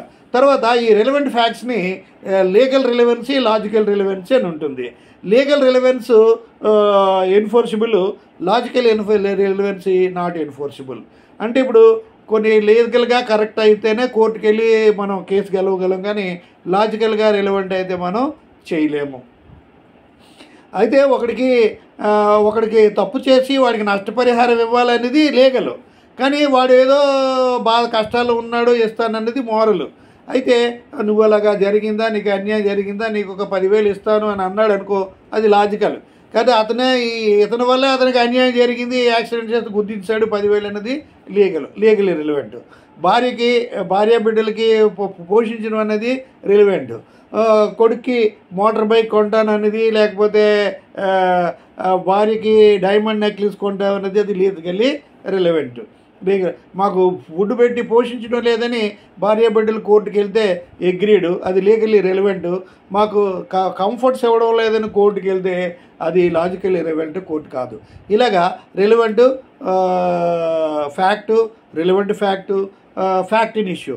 ఫ్యాక్ట్ ఇన్ ఇష్యూ అంటే ఒక డిస్ప్యూట్, ఒక మ్యాటరు కోర్టు దగ్గరికి వచ్చినప్పుడు ఒకడు ఎస్ అంటాడు, ఒకడు నో అంటాడు. ఒక డెటారు నేను అప్పు తీసుకోలేదంటాడు, క్రెడిటారుడు అప్పు ఇచ్చాను అంటాడు. ఆడేది ఇద్దరు ఆపోజిట్ వ్యూస్ ఉంటే ఎవరు కరెక్ట్ అని చెప్పేదే ఫ్యాక్ట్. అప్పు ఇవ్వడమా తీసుకోవడం అనేది అదొక రకమైన ఫ్యాక్ట్. ఇస్తే ఇచ్చాడు అనడం ఫ్యాక్టు, ఇవ్వకపోతే ఇవ్వలేదనడం ఫ్యాక్టు. ఈ ఇచ్చాడా ఇవ్వలేదా అనేది ఆ పరిస్థితులు బట్టి సపోర్టింగ్ ఎవిడెన్స్లు చూపించగలిగితే అవి రిలవెంట్ ఫ్యాక్ట్స్ అవుతాయి. అంతేగాని అతనండి అప్పులు చాలామందికి ఇస్తుంటాడండి అనేది కరెక్ట్ కాదు. ఈ పర్టికులర్ వ్యక్తికి ఇచ్చాడా లేదా అనేది కరెక్టు, ఇచ్చాడా లేదా అని కరెక్టు. ఇతడు ఊరి నిండా అప్పులు తీసుకుంటాడండి, ఎగ్గొట్టేస్తుంటాడండి అనేది కరెక్ట్ కాదు. ఈ పర్టికులర్ వ్యక్తి దగ్గర అప్పు తీసుకున్నాడా లేదా అనేది కరెక్ట్. ఈ విధంగా ఈ ఫ్యాక్ట్ అండ్ ఇష్యూ అంటే రెండు opposite views, contradictory opinions, challenges వచ్చినప్పుడు ఏది కరెక్టా తెలియడానికి నిజం తెలియాలి. నిజం అంటే ట్రూత్. ఆ ట్రూత్ తెలిస్తేనే మనకి తెలుస్తుంది. కాబట్టి the evidence is evidere which is being clear. మనకి ఎవిడెన్స్ అయిన తర్వాత బోత్ పార్టీస్ని విచారించిన తర్వాత నిజాలు తెలుస్తాయి. కాబట్టి అంతే, భార్యాభర్తలు గొడవలు ఉన్నాయనుకోండి, భార్య చెప్తే అమ్మా నువ్వు అంత మంచిదాన్ని ఇలా ప్రవర్తిస్తున్నాడా, వాడికి ఏం పట్టుకుంది అని అంటారు. తర్వాత అమ్మ ఏంటంటే తిండి పెట్టదు, ఇది చేయదు, పిల్లలు చూడదు, ఎప్పుడు ఊరంతా తిరుగుతుంది, క్లబ్లు, సినిమాలు, షికార్లు అంటుందని భర్త చెప్తే అలాగా తనకే పోయి కాలం అని అంటాం. సో భర్త చెప్తే వింటే భార్య పనికిరాదు అంటారు, భార్య మంచిదే కాదనిపిస్తుంది. భార్య చెప్పింది వింటే భర్త మంచోడు కాదనిపిస్తుంది. ఇద్దరినీ తెచ్చి వాళ్ళిద్దరూ వాళ్ళ యొక్క సపోర్టింగ్ ఎవిడెన్స్లు పెడితే ఆ ఎవిడెన్స్లు వాళ్ళు ఇచ్చిన తర్వాత ఆవిడ చెప్పింది నిజమా, ఎంతవరకు నిజమో, అతను చెప్పింది ఎంతవరకు నిజమో వాళ్ళు బోత్ సైడ్ పార్టీస్ యొక్క విట్నెస్లు వచ్చి కోర్టులో చెప్తే అప్పుడు జడ్జి గారికి వాళ్ళు కరెక్టా వీళ్ళు కరెక్టా, ఎవరికి ఎక్కువ వెయిట్ ఉంది తెలిసి వాళ్ళకి వెయిట్ ఉంటే ఎక్కువగా ఉన్న వాళ్ళకి ఫేవర్గా జడ్జిమెంట్ ఇవ్వడం జరుగుతుంది. ఈ విధంగా ఫ్యాక్టు, రిలవెంట్ ఫ్యాక్టు అలాంటివి మీరు ఇక్కడ చెప్పుకుంటాం. తర్వాత 3-4 సెక్షన్ 4లో ప్రిజంప్షన్స్ అని ఉన్నాయి. ఈ ప్రిజంప్షన్ అంటే ఏంటంటే చాలా విషయాల్లో మనకి ఈ డైరెక్ట్ ఎవిడెన్స్ ట్రూత్ మనకు తెలియదు. ప్రిజంప్షన్ అనమాట. ప్రిజంప్షన్ అనేది ఏంటంటే ఒక తప్పు చేసినోడు తప్పించుకోపోకూడదు, ఒక్కొక్కడికి అన్యాయంగా ఒకడికి నష్టపోకూడదు. కాబట్టి మనకి డైరెక్ట్గా చాలా విషయాల్లో ఎవిడెన్స్ లేకపోయినా మనం ఊహించుకొని ప్రిజంప్షన్ని చెప్పుకోవాలి, ప్రిజ్యూమ్ చేసుకోవాలి. అది ఏంటంటే అది ప్రిజంప్షను. ఇప్పుడు ఒక రూమ్లో 2 మనుషులు ఉన్నారు, అక్కడ టేబుల్ మీద కుర్చీ ఉంది, రూమ్లో భార్య భర్త ఇద్దరే ఉన్నారు, లేకపోతే అన్నదమ్ములు ఇద్దరే ఉన్నారు. పక్క రూమ్ నుండి ఇంకొకడు వచ్చాడు, 5 నిమిషాలు మాట్లాడి వెళ్ళిపోయాడు, అక్కడ టేబుల్ మీద వాచి కనపడలేదు. అంటే ఏంటి, వీళ్ళిద్దరిలో వాళ్ళ సొంతం కాబట్టి వాళ్ళు దొంగతనం చేయరు, ఇద్దరు ఒకటే కనుక. వచ్చి అది పోయిందంటే ఏంటి, వాడు మూడోవాడు పక్క రూమ్ వాడు వచ్చి తీసుకెళ్ళడం ఎవడో చూడలేదు. కానీ అక్కడ అది చూడకపోతే కాకో పిల్లో ఎత్తుకెళ్ళిపోదు కదా, కాబట్టి వీడే తీసుకుంటాడు అనేది ప్రిజంప్షన్. అది తర్వాత ఇప్పుడు ఇక్కడ ఇతను ఆఫీసులో లేడంటే ఇంట్లో ఉంటాడు, ఇంట్లో లేదంటే క్లబ్లో ఉంటాడు, క్లబ్లో లేదంటే బార్లో ఉంటాడు అన్నది ప్రిజంప్షను. తర్వాత మన ఫ్రెండ్ ఎవరైనా వాడు స్కూటర్ బయట ఉన్నా, కారు బయట ఉన్నా, ఆ క్లబ్లో ఉన్నాడు, ఇక్కడికి వచ్చాడు, షాపింగ్కి వచ్చాడు అనుకుంటాం. అది అతడు వచ్చాడని అనుకుంటాం. అది నిజం అవ్వచ్చు, నిజం కావచ్చు. It may be rebuttable or irrebuttable, challengeable or not challengeable. కాబట్టి అతని భార్యనా కారు తీసుకురావచ్చు, కూతురో కొడుకో తీసుకురావచ్చు, లేకపోతే ఫ్రెండ్ అయినా తీసుకురావచ్చు. కానీ ఒక పర్టికులర్ వ్యక్తి కారు బయట క్లబ్ పక్కనో లేకపోతే షాప్ వెనక ముందు పార్క్ చేసి ఉందంటే ఆ వ్యక్తి వచ్చినట్టు ఉంటా. అయితే కొన్ని ఫ్యాక్ట్స్ ఛాలెంజ్ చేయొచ్చు, కొన్ని ఫ్యాక్ట్స్ నాట్ ఛాలెంజ్ చేయొచ్చు, కాబట్టి చేయకూడదు యాక్ట్ ప్రకారం. కాబట్టి దీన్నే presumption of fact or natural presumption or presume. Court ఏదైనా చెప్పొచ్చు. ఒక స్టోలెన్ ప్రాపర్టీతో మనిషి దొంగలాడిస్తే అతడు రియల్ ఓనర్ అని ఎక్విట్ చేయొచ్చు, అతడు స్టోలెన్ ప్రాపర్టీ కొన్నాడని దాని ప్రకారం శిక్ష వేయచ్చు, దొంగతనం చేశాడని దొంగగా కూడా అనుకోవచ్చు. ఏ విధంగానైనా సరే కోర్టు మే ప్రొజ్యూమ్ ఏ విధంగానైనా చేయొచ్చు. అది మే ప్రొజ్యూమ్ చెప్తాం. డీటెయిల్స్ టాపిక్లో చెప్తాను. 2 షల్ ప్రొజ్యూమ్ అంటే ఒక అతను డాక్యుమెంటరీ ఎవిడెన్స్ నేను క్వాలిఫైడ్ అనే డిగ్రీలు పట్టుకొని వచ్చాడంటే అవి షల్ ప్రొజ్యూమ్. కానీ పలానా యూనివర్సిటీ ఇచ్చినటువంటి డిగ్రీకి యూజీసీ రికగ్నిషన్ లేదని ప్రిన్సిపల్స్ అడ్మిషన్ చేసినప్పుడు కొన్ని వస్తాయి. ఒక list of institutions the degrees of which are not recognised by university. అలాంటప్పుడు ఆ డిగ్రీ మనం చూస్తే డిగ్రీ నిజమే, ఆ డిగ్రీ అంతా డిగ్రీలాగా ఉంది, అంతా బాగానే ఉంది అని అక్కడ రిజిస్టర్ నెంబరు, ఆ సీరియల్ నెంబర్లు అన్నీ ఉంటాయి. కానీ ఈ అడ్మిషన్ ఇచ్చినప్పుడు అవన్నీ చూడడం. కానీ కొన్ని యూనివర్సిటీల్లో మాత్రం మనం డిగ్రీ అపాయింటెడ్ అయ్యి డిగ్రీ సబ్మిట్ చేసిన తర్వాత ఆ డిగ్రీని అతనికి రెగ్యులరైజ్ చేసేటలోగా యూనివర్సిటీ అథారిటీస్ ఆ యూనివర్సిటీకి పంపించి మీ యూనివర్సిటీ డిగ్రీ పట్టుకొని మా యూనివర్సిటీలో ఒకడు జాయిన్ అయ్యాడు, ఇది నిజమా కాదా, జెన్యూనా కాదా చూసి చెప్పండి అని వెరిఫికేషన్కి పంపిస్తారు. ఈ విధంగా మనకి ఆ రకంగా షల్ ప్రొజ్యూమ్ అంటే ఆ డిగ్రీ కరెక్ట్ కాదు, ఆ డిగ్రీలు క్యాన్సిల్ చేశారు, మాస్ కాపింగ్ అయిందని, అప్పుడు స్టిల్ ఇది ఛాలెంజబుల్, రిబటబుల్ అంటే దాన్ని ఫస్ట్ ఏంటంటే presumption of fact or natural presumption or may presume ఒకటి. ఇది నాట్ ఇర్రిబటబుల్ అనమాట, ఛాలెంజబుల్. తర్వాత రెండోది ఏంటంటే shall presume rebuttable, presumption of law or artificial presumption, దీన్నే షల్ ప్రొజ్యూమ్ అంటారు. రిబటబుల్ అంటే ఛాలెంజబుల్, ఆవిడ ఆ డిగ్రీని ఛాలెంజ్ చేయొచ్చు. కన్క్లూజివ్ ప్రూఫ్ అంటే విత్ రిఫరెన్స్ సెక్షన్ 11 సిపిసి ఎస్గెస్టే కూడా మనకి బుక్స్లో చెప్పారు. అది ఏంటంటే ఒక కోర్టు ఒక జడ్జిమెంట్ ఇచ్చిందంటే అది కన్క్లూజివ్ ప్రూఫే, దాన్ని నో అనడానికి వీలు లేదు. మొగుడు పెళ్ళాల మధ్య ఒక degree of divorce district court degree ఇచ్చిందంటే దట్ ఈజ్ కన్క్లూజివ్ ప్రూఫ్. దాన్ని మళ్ళీ ప్రత్యేకంగా అదే కోర్టులో ఛాలెంజ్ చేయడానికి లేదు. కావాలంటే they may prefer appeal, that is secondary. When once a matter has already been decided by the court of competent jurisdiction, it cannot be challenged again in the same court competent to try in another court. But if at all, it can be preferred, appeal can be preferred before the higher court. ఇవన్నీ మీరు సిపిసిలో ఇచ్చారు. అయితే ఈ విధంగా conclusive proof అయిపోయింది. ఈ రకంగా మనం section 4 to section 1 to 4 preliminary అయిపోయింది. ప్రిలిమినరీ అయిపోయిన తర్వాత నెక్స్ట్ ఏంటంటే సెక్షన్ చాప్టర్ 2, ఈ పార్ట్ 1లోనే చాప్టర్ 2 సెక్షన్ 5 నుండి 55 వరకు రిలవెన్సీ ఆఫ్ ఫ్యాక్ట్స్ అవుతాయి. కోర్టుకి డిస్ప్యూట్కి వచ్చాడంటే రిలవెంట్ ఫ్యాక్ట్స్తోనే రాగానే, రిలవెన్సీ లేకపోతే రావడానికి వీలు లేదని కోర్టు చెప్తుంది. అయితే సెక్షన్ 5 ఒకటి చెప్తుంది, 6 నుండి 55 వరకు డిఫరెంట్ సీన్స్ సిచ్యుయేషన్స్ వస్తాయి. సెక్షన్ 1లో ఏంటంటే సెక్షన్ 5 ఏంటంటే ఒక ఫ్యాక్ట్ ఇది ఎప్పుడు ఏ ఫ్యాక్ట్ అంటారు, the fact must be in existence అని ఒకటి, the fact must be directly in existence. Secondly ఏంటంటే ఇట్ ఈజ్ అదర్వైజ్ రెలవెంట్. మూడోది ఏంటంటే nothing other than that.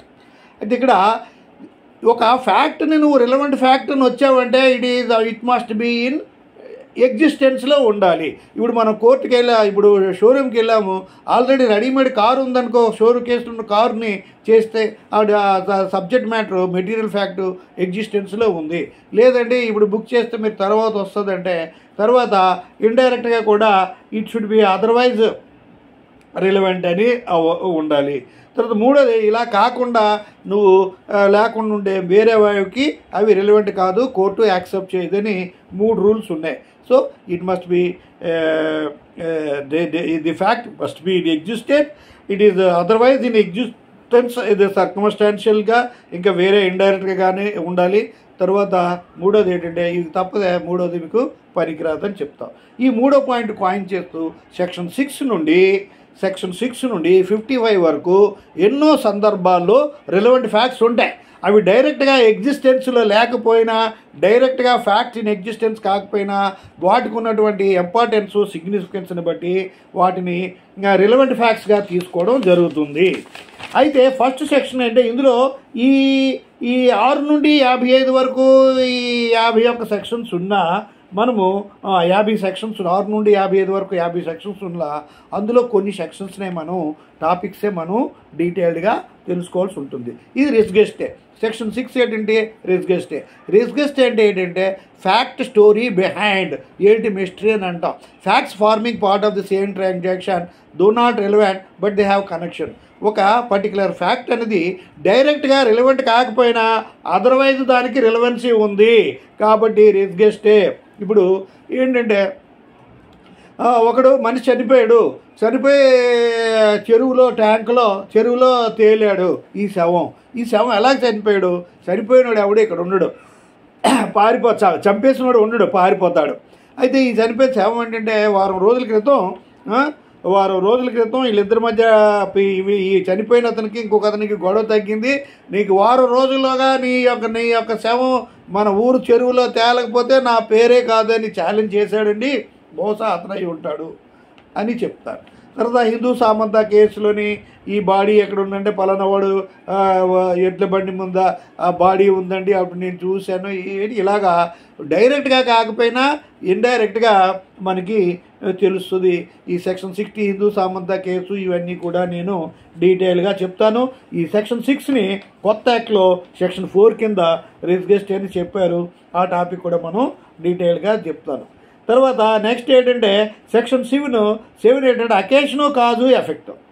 Occasion kaju effect అంటే ఒక తప్పు చేశాడంటే దానికి అకేషను కాజు ఎఫెక్ట్ ఉండాలి. అకేషను ఏంటిడు ఒంటి నిండా నగలు ఉన్నాయి, వాటిని ఎలాగైనా దోచుకోవాలి అని అనుకుంటాడు. ఈమె పక్కింటి ఆవిడ కొంచెం కామ్గా ఉంది, ఈమెను ఎవరైనా లోపరుచుకోవాలి అని అనుకుంటాడు. అనుకొని ఏం చేస్తాడు, ఆమె అకేషను చూస్తాడు. ఇంట్లో ఎవరూ లేనప్పుడు అకేషన్ చూస్తాడు. కాజు ఏంటి, డబ్బు సంపాదించుకుంటే, ఆమె యొక్క బంగారం తీసుకుంటే కాజు ఏంటి, డబ్బు కోసం అనేది కాజు. తర్వాత ఎఫెక్ట్, ఒకసారి ఆమెని ధనం తీసుకొని చేసినా సరే ఎఫెక్ట్ అంటే కాన్సిక్వెన్సెస్ ఏంటంటే commission of crime, he will have to be declared guilty. అంటే ఇప్పుడు ఒక తప్పు చేయడానికి అకేషన్ అని ఉండాలి. అకేషన్ అంటే ఇంట్లో ఎవరు లేరు, ఇదే సమయం అని. తర్వాత కాజు ఏంటి, దాది కావాలి. కాజు ఏంటి, ముట్టి మీద ఉన్న నగలు డబ్బుతో కూడినవి, అది కాజు. తర్వాత ఎఫెక్ట్ ఏంటంటే ఈ రెండు ఉండడం వల్ల ఇలాంటి అడ్వర్స్ కాన్సిక్వెన్స్ వచ్చాయి, అది ఎఫెక్ట్ అని చెప్తాం. అలాగే అడల్టరీ కూడా చెప్తాం, అది సెక్షన్ 7. ఈ సెక్షన్ని ఇక్కడ పాత యాక్ట్లో 7 ఉంది, కొత్త యాక్ట్లో 5. ఇలాగే వేరే సెక్షన్స్ మారుతాయండి, చాలా వరకు సేమే ఉంటుంది. తర్వాత motive, preparation, previous or subsequent conduct. Motive అనేది జనరల్గా మనం లా చెప్పినప్పుడు గుడ్ యాటిట్యూడ్ని మోటివ్ అంటారు. మోటివ్ రెఫర్స్ టు గుడ్, కానీ ఇక్కడ బ్యాడ్ థింక్ కూడా మోటివ్ అని ఉంటుంది. Motive, preparation. ఏదైనా మనం ఈ ఎలక్షన్లో గెలవాలనేది మోటివే, కానీ వీడు పలానా ఆపోనెంట్ బతుకున్నంత వరకు మనం గెతవలేము, కానీ వాళ్ళని చంపేస్తే కానీ మనం గెతవలేము. ఈ అప్లికేషన్లో గెలవాలనే మోటివ్తో ఆయన్ని చంపేయాలని అనుకుంటాడు, అది. తర్వాత ప్రిపరేషన్ ఆవిడకో 5 లక్షలు 10 లక్షలు 50 లక్షలు సుపారీ ఏదంటారు, అది ఇస్తారు డబ్బు, దాని ప్రిపరేషను. లేదా తినే పెద్ద కత్తో గొడ్డలో లేకపోతే రివాల్వరో కొండో, అది preparation. And previous or subsequent conduct. Previous or subsequent conduct అంటే దానికి ముందుగా వెళ్ళి ఆ పని అనుకున్న పని చేసేయడాన్ని ప్రీవియస్ అంటాం. సబ్సిక్వెంట్ అంటే చంపేసిన తర్వాత పారిపోయి వెళ్ళిపోవడం, ఊరు వదిలి వెళ్ళిపోవడం, అది సబ్సిక్వెంట్ కాండక్ట్. ఇక్కడ మనకి ఎవిడెన్స్ యాక్ట్లో 8 ఉంది, భారతీయ అధినియంలో సెక్షన్ 6గా చెప్పుకున్నాం. తర్వాత ఇది కాకుండా సెక్షన్ 9 ఐడెంటిఫికేషన్ ఆఫ్ పర్సన్స్ లేదా things, identification period are test identification period. అంటే ఇప్పుడు ఒక చైన్ ఒక స్త్రీ వెళ్ళిపోతుంది, ఆమె చైన్ దొంగిలించేసి ఒకడు మోటార్ సైకిల్ మీద వెళ్ళిపోతాడు. పోలీస్ స్టేషన్కి వెళ్ళి కంప్లైంట్ చేస్తుంది. పోలీస్ స్టేషన్కి కంప్లైంట్ చేస్తే ఏమిటి నా చైన్ పోయింది తీసుకుంటే, అమ్మ ఇలాగా కొంతమంది చైన్ స్నాచింగ్ చేసే వాళ్ళు కొంతమంది ఉన్నారు, వాళ్ళని తీసుకొస్తాం, ఇలాగా వాళ్ళ దగ్గర కలెక్ట్ చేసిన జ్యువెలరీ కూడా అక్కడ పెట్టాము, వాడు ఎవడో వెంచుకొని నీ వస్తువు ఏదో నువ్వు చెప్పు అని అంటారు. అలా చెప్తే అక్కడ ఒక 4-5 నిలబెడతారు. అందులో వీడేనండి నా చైన్ని స్నాచ్ చేసిందని నాకు చెప్పాలి. లేదంటే అక్కడ 10-15 వస్తువులు ఉంటే ఈ చైనే నాదండి అని చెప్పాలి. అప్పుడు దీన్ని identification of accused identification of things అని అంటారు. మనకి ఒక తెలుగు సినిమాలో ఐ థింక్ అత్తకి ఎముడు అమ్మాయికి మొగుడు అనుకుంటాను, చిరంజీవి ఒక అమ్మాయి పెళ్లిపేటల మీద తీసుకొచ్చి తన ప్రియుడికి ఇచ్చి పెళ్లి చేస్తాడు. ఇలా పెళ్లి చేసి వాళ్ళు పోలీస్ కంప్లైంట్ ఇస్తే చిరంజీవితో పాటు ఒక 10 మందిని పెడతారు. అప్పుడు ఈ వాణిశ్రీ కూతురు మన విజయశాంతి వెళ్ళి వేలు పెట్టి చూపించడం, వేలు పెట్టి చూపిస్తా, అప్పుడు వాడు నన్ను వేలు పెట్టి చూపిస్తావా శశిరేఖ అని హాస్టల్కి వెళ్ళి హడావిడి చేయడం మన సినిమాలో. దీన్నే టెస్ట్ ఐడెంటిఫికేషన్ లేదా ఐడెంటిఫికేషన్ పీరియడ్ అంటారు. నెక్స్ట్ ఏంటంటే సెక్షన్ 10 కాన్స్పిరసీ అంటే ఇప్పుడు ఇద్దరు కానీ అంతకంటే ఎక్కువ మంది ఒక ఇల్లీగల్ యాక్ట్ చేసినా, లీగల్ యాక్ట్ ఇల్లీగల్ మీన్స్లో చేసినా దాన్ని కాన్స్పిరసీ అంటాం. సెక్షన్ 120A ప్రకారం కాన్స్పిరసీ ఇది అఫెన్స్, 120 ప్రకారం పనిష్మెంట్ ఫర్ ఆ కాన్స్పిరసీ అని ఐపీసీలో చెప్పాము. అయితే ఈ కాన్స్పిరసీ అనే దానిలో 2 మనుషులు మినిమం ఉంటారు. అబెట్మెంట్లో కానీ కాన్స్పిరసీలో కానీ ఇలా ఉంటారు. అబెట్మెంట్లో 4 ఉంటారు. అయితే ఇక్కడ ఈ కాన్స్పిరసీ అంటే కో అక్యూజ్డ్ ఒకడు ఒక కాన్స్పిరసీలో ఇద్దరిలో ఒకడు దొరికిపోయాడు అనుకోండి, ఇంక వేరేవాడు ఒక ఈ కాన్స్పిరేటర్ ఇచ్చే ఎవిడెన్స్ కూడా వ్యాలిడ్ అవుతుంది. అలాగే కో అక్యూజ్డ్ ఇచ్చేటువంటి ఎవిడెన్స్ కూడా రిలవెంట్ అడ్మిసిబుల్. అది కాన్స్పిరసీ గురించి సెక్షన్ 10లో చెప్పుకుంటాం. సెక్షన్ 11 ఏంటంటే ఎలిబి. ప్రతి సినిమాల్లోని మనకి ప్రాక్టికల్గా కనిపించేది ఎలిబి. హత్య చేసినోడనో రేపు చేసినోడనో చంపించడానికి ఈరోజు హత్య జరిగిన చోట ఆ వైజాగ్ సెంటర్లో లేడు, అప్పుడు ఆ టైం ఢిల్లీలో ఉన్నాడు, కాన్ఫరెన్స్లో ఉన్నాడని ఏదో ప్రూవ్ చేసి అతన్ని చేపిస్తారు. ఈ అలిబి అనేది మనం సినిమాల్లో చాలా వరకు చూస్తాం. ఈడ హత్య జరిగిన ప్లేస్లోనో లేకపోతే మర్డర్ జరిగిన ప్లేస్లోనో, హత్య జరిగిన ప్లేస్లోనో, రేపు జరిగిన ప్లేస్లోనో, ఇంకేదో జరిగిన ప్లేస్లోనో అతను ఇక్కడ లేడు, ఈ ఊర్లోనే లేడు, వేరే ఊర్లో ఉన్నాడు.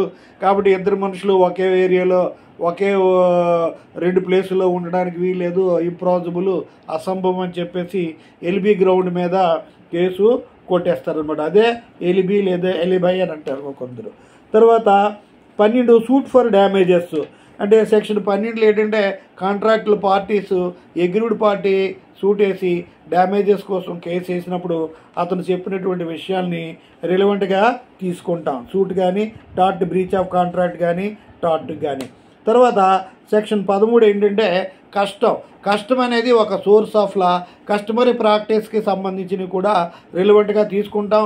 ఒకవేళ మనం మామూలుగా for example section 5 Hindu marriage యాక్ట్లో డిగ్రీస్ ఆఫ్ ప్రూవ్డ్ రిలేషన్షిప్ ఉన్నప్పటికి కూడా అత్త కూతురునో చేసుకోకూడదని అన్నప్పటికి కూడా కష్టం ప్రకారం వాళ్ళు ఉన్నదంటే వాడికి సంబంధించి ఏదో మ్యారేజ్ ఛాలెంజ్ చేసింది రిలవెంట్ అని చెప్పొచ్చు. కాదంటే ఇంక ఏదో ప్రాక్టీస్ ఒక్కొక్క ఏరియాలో ఒక్కొక్క ప్రాక్టీసెస్ ఉంటే, కస్టమరీ ప్రాక్టీస్ ఉంటే, ఆ కస్టమరీ ప్రాక్టీస్లో ఒక ఇండివిజువల్కి రైట్ ఉంటే ఆ రైట్ని రికగ్నైజ్ చేయడానికి, అక్నాలెడ్జ్ చేయడానికి ఇది మనం తీసుకుంటారు. అదే కష్టం.